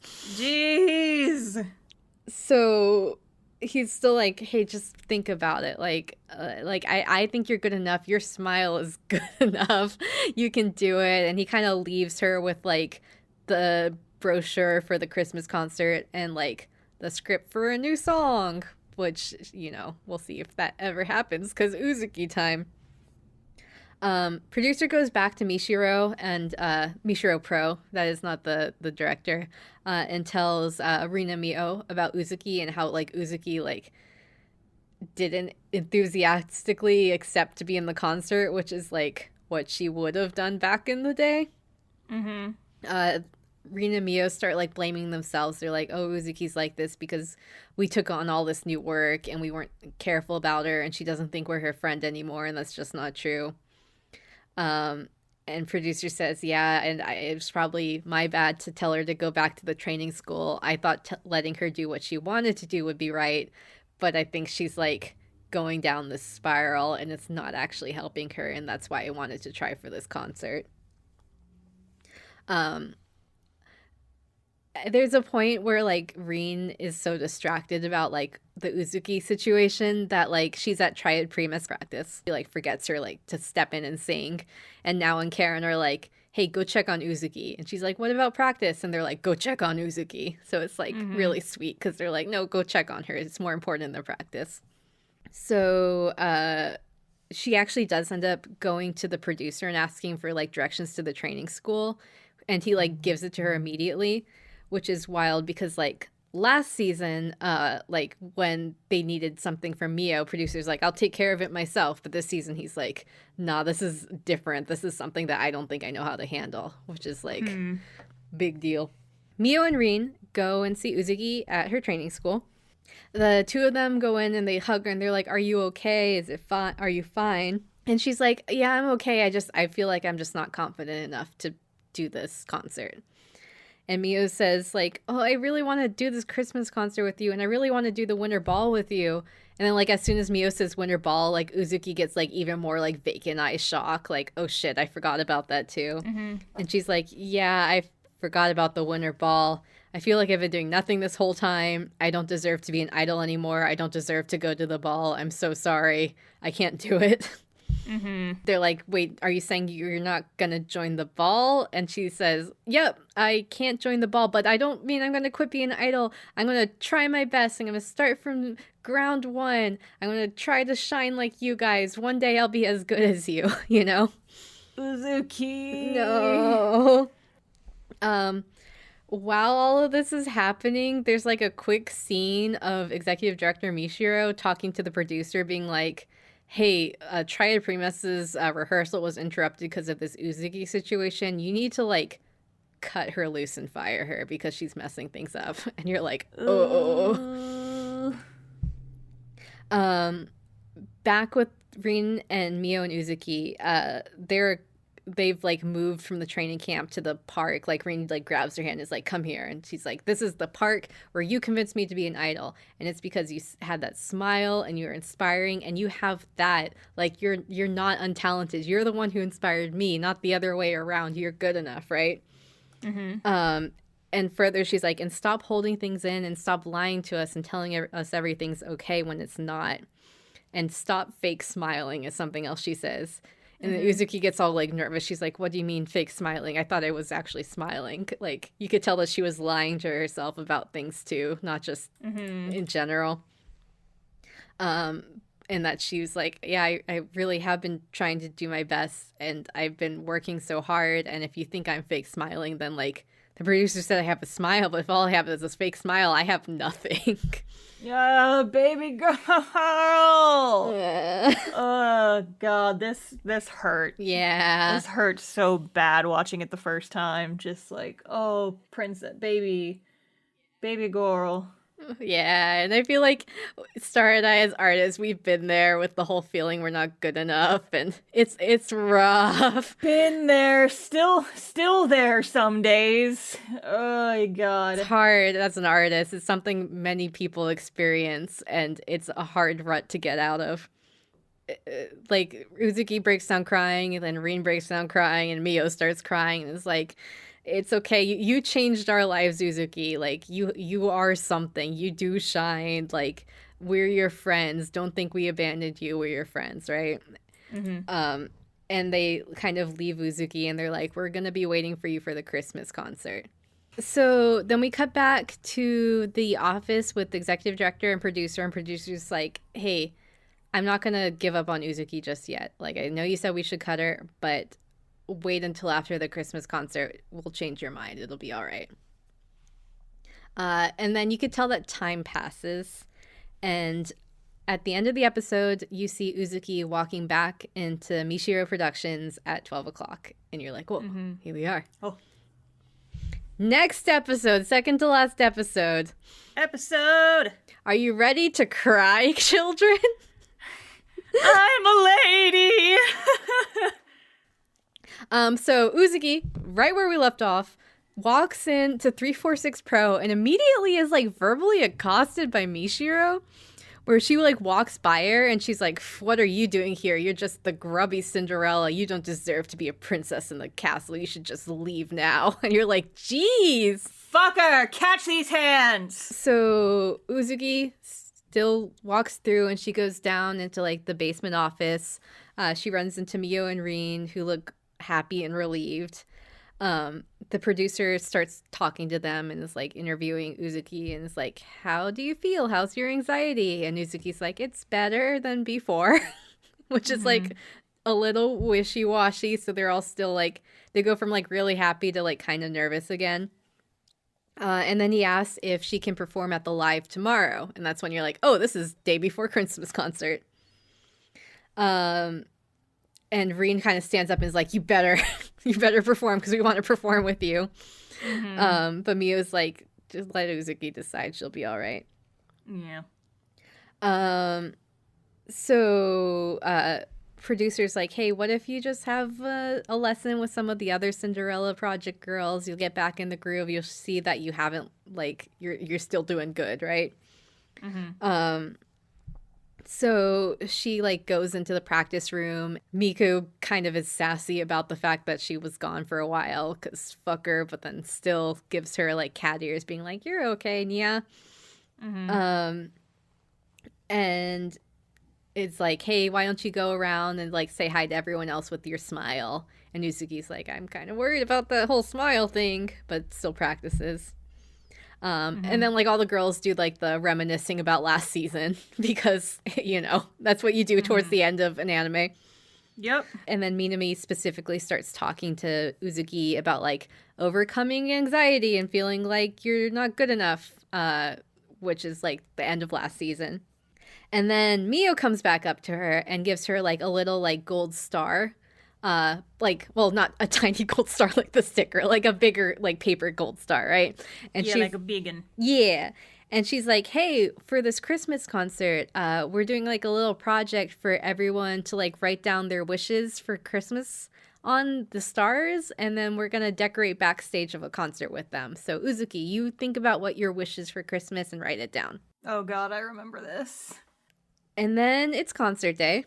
So Uzuki is still around, or still there. She's still slightly hesitant, but she did come back at least once before the concert. And she's leaving school, and the producer is outside. Just like good old days, he almost gets arrested. So you're like, oh, nostalgia. And it picks up Uzuki, and it's snowing, right? So like it's gently snowing, not like anything hard. He picks up Uzuki in the car to like take her to the concert venue. And on the way there, Uzuki looks out and sees like a big venue. And this is the venue where like at the beginning of season 1, like there's like a quick montage of like the future Cinderella girls in this music venue and like the existing Cinderella girls singing Onegai Cinderella. Well, she sees this venue and she's like, oh, hey, that's the venue from right before we formed New Generations. And we found out that like everyone was like there at the same day. And producer's like, well, you know, we're running on time, but like if you feel like it would help, we can stop by and check it out and we can still make the concert. And Uzuki says like, yeah, actually that would mean a lot. So they go in and they look around at the venue and her eyes start like shining and she starts like reminiscing, getting scouted and being an idol, and kind of soliloquies about how like back then she felt like she was under a spell and then like magic happened and she became an idol. But then somehow recently her spell was broken and the pressure of the winter ball and feeling like everyone else was like surpassing her just kind of broke her.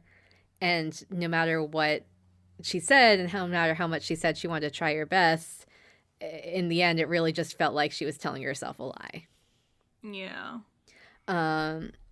So then she goes on and talks about how she met with Mia and Reen, who were like, we'll still be your friends, but she's still afraid that she's not good enough and is only going to be letting her friends down. And then she starts crying, and she says that what she's afraid of is that she'll perform, and then after she performs, she'll realize that her best, like after all of her training and saying she'll do her best, that her best isn't good enough, and she just doesn't have what it takes, and she's so scared. Mm-hmm. But then the producer turns to her, and he's like, no matter what you do, I know you have the potential. And right now, it's up to you to make a choice whether or not you want to move forward or you want to stay here feeling the way you are now.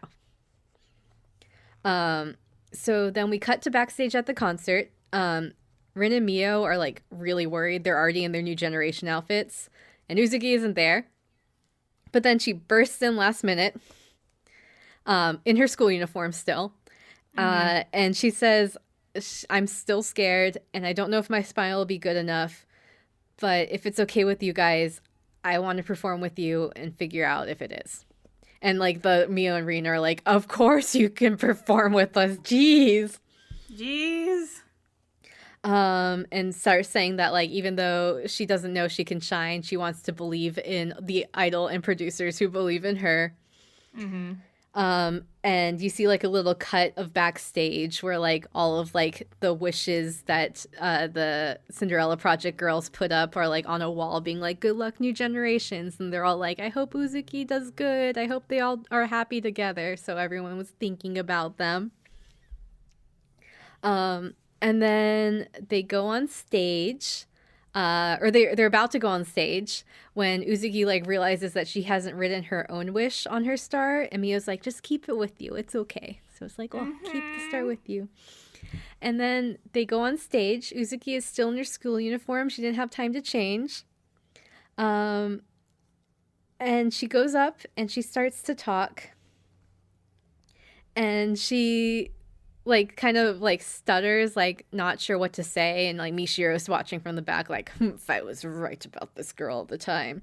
Catch these hands! Right? Catch them in your fucking mouth! And then all the other girls from Cinderella Project, not New Generations, from the back of like the concert hall start being like, you got this, good luck. And then like Uzuki just like pats the pocket with the star in it, and she's like, ganbarimasu. And then she starts singing her solo.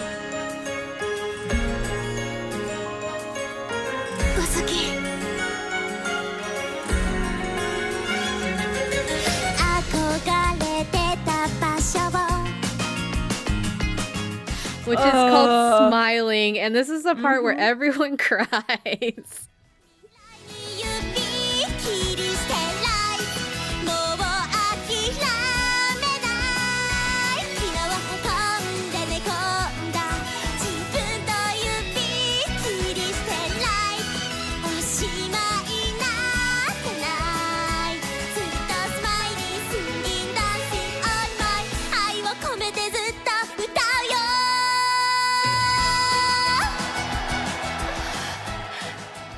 Where everyone cried. God, just thinking about this scene was enough to make me tear up just now. Oh, God. And the song is essentially about like how she's seeing everyone smiling and chasing their dream, but she's gonna chase your dream too, and she's not gonna lose heart or give up.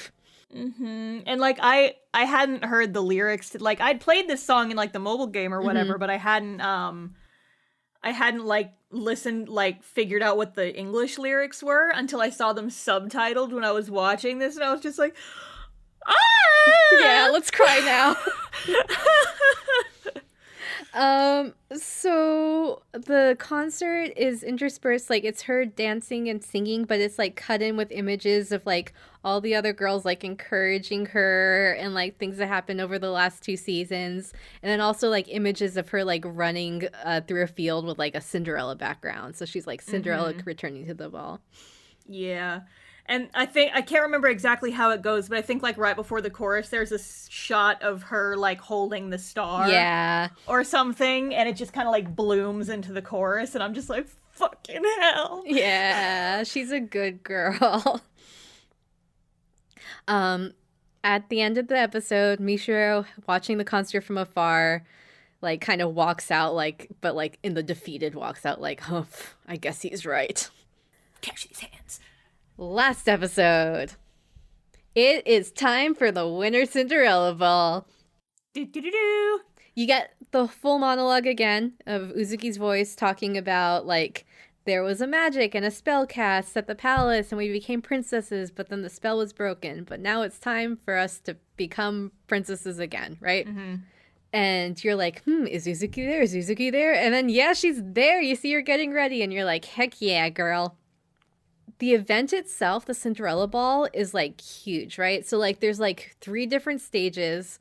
There's a bunch of like side rooms where like idols are doing other things like meet and greets and performances and stage performances. So like big event. Mishiro is still watching from her VIG room. The little manager guy is like, go and enjoy it. And she's like, I'm not here to enjoy anything, but sure, I'll go out and experience it for myself. So she kind of gets out of the VIG box.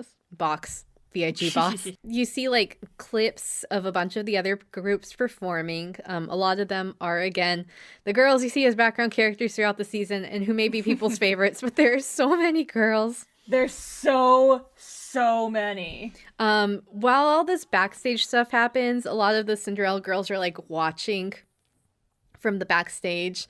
You see them in like their like original SSR outfits from the games, which I really think a lot of them are super ugly. Yeah. Like, I feel like Cinderella Girls has like this thing where like they try to give everyone a bare midriff even when it doesn't work with the outfit, and you're like, come on. Yeah, a little bit. But that's all right because their finale episode outfits are pretty cute, which you will see soon. Yeah. Mishiro and producer end up talking backstage. Mishiro talking about like, well, I thought your Project of Smile thing was complete bullshit, and I still kind of do.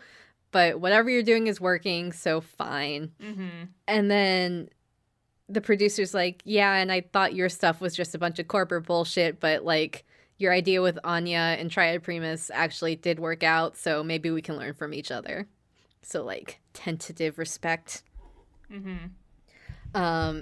He also says that like each of the girls have their own individual goals, and that's why like he's trying to tailor them to their dreams and have them each be their own Cinderellas and figure out their own potential and be their own stars.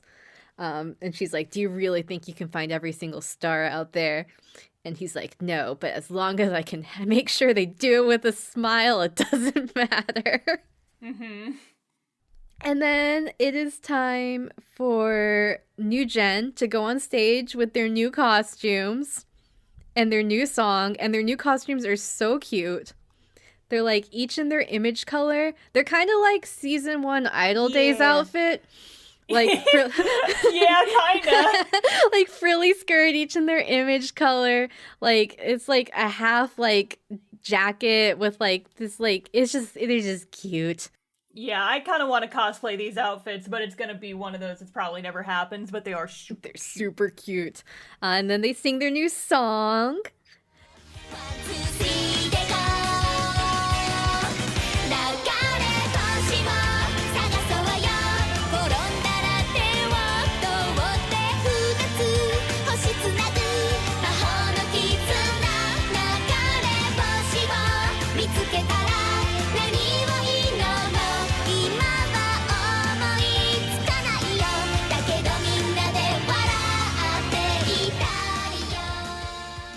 And over their new song, there's flashbacks from over the last 2 seasons of the show.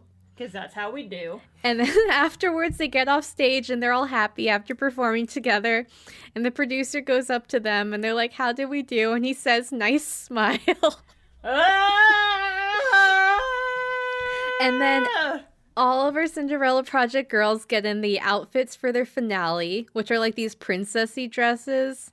They're so pretty. They're super pretty, and they go on stage and they do their new song called Magic, but the A is an at because it's Idolmaster. Yeah. Magic.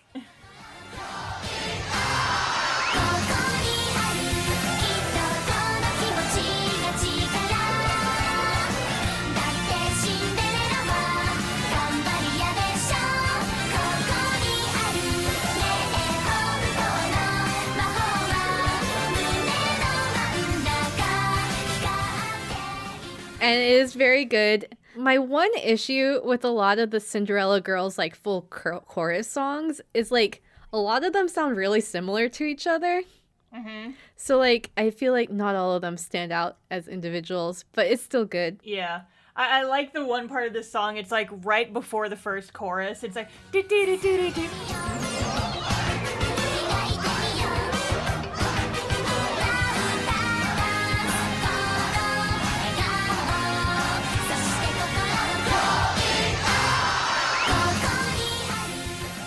It's hard to describe. It's just like I wasn't expecting it, and I never expect it. But it's just like it kind of changes tempo a little bit, and I'm like, oh, there's a nice bridge. Yeah. Oh. Yeah.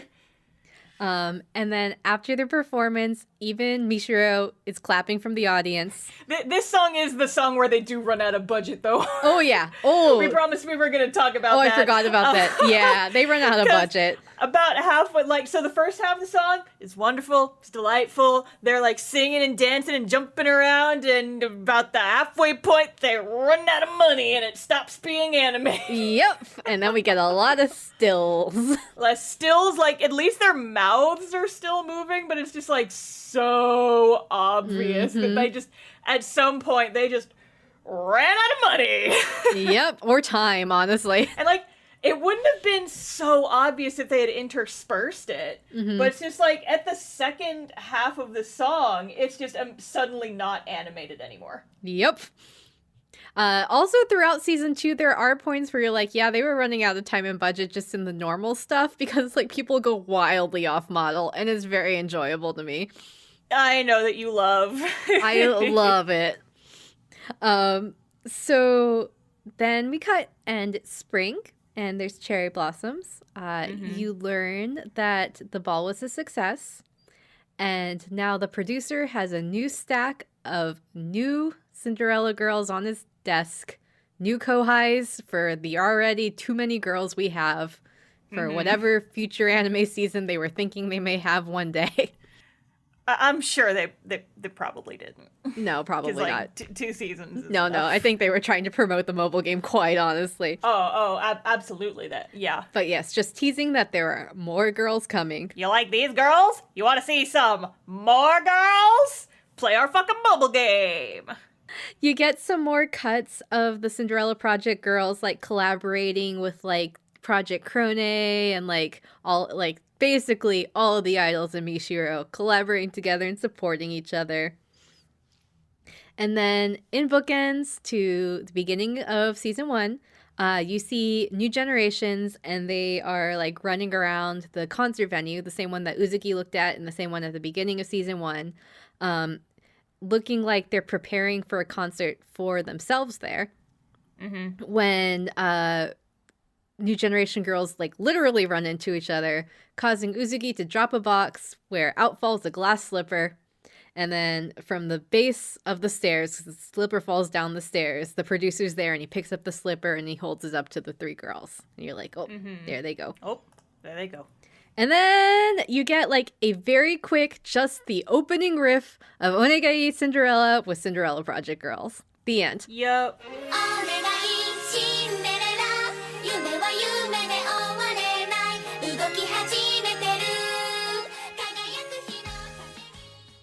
The end. The end. So that's Cinderella Girls. My overall thoughts are, I mean, season 2 is way better than season 1. But yeah, season 1 is definitely. just because there's so many girls and like you kind of just need the time to be like, this is who this person is. Yeah, I feel like they would have done better, honestly, if they had just focused on the new gen girls and then just kind of did what they did with some of the characters in the second season. It's like, and on today's episode, we will meet this group of characters. And on this episode, we will meet this group of characters. But after this, we'll check in on them occasionally, but they don't super matter. I kind of wonder if they felt like they were restricted to doing what the original Idolmaster anime did. And that I feel like that kind of limited them. Yeah, probably. So, overall, I enjoy it. I think it's really sweet. Second season always gets to me, especially with the Uzuki bit. God, the Uzuki bit. So, yeah. Best girl star. I know who they are. Yeah, did you even need to ask? No, I don't even need to ask. No, Natsuki! girls, best girls. And then I've always liked Uzuki, mostly I think because of what happens in the second season. I'm proud of her. She's a good girl. She's a special angel. We love her. She's a good girl. And also I really like Anastasia. I think she's good. She has a good singing voice. Yeah. And she's low drama and she's pretty. Yeah, I like a lot of her. She always gets the best outfits in the mobile game. Yeah. And then here's my hot take, Star. Every time I watch Cinderella Girls, even though neither of us like the other character, we really should cosplay Kirari and Anzu. We have the vibe. We have the vibe and we have the height. We have the vibe and we have the height. And it's a problem because I am not a fan of Kirari, even though you are. And I hate Anzu so much. But, like, we would be so good as them. We would. It's painful That's for me. the upsetting part. We'd just be like that, yeah, I love my character.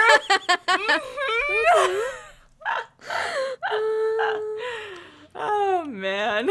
So, Cinderella Girls, upcoming, we are going to be having our own winter ball soon, our Christmas episode. Oh, yes. Yes, we're doing our holiday special as second verse, same as the first. We're doing it again this year. We're going to be talking about best idol winter/Christmas music because we missed a lot and last time, and a lot more has come out since then. And it's like, fuck yeah, musical episode.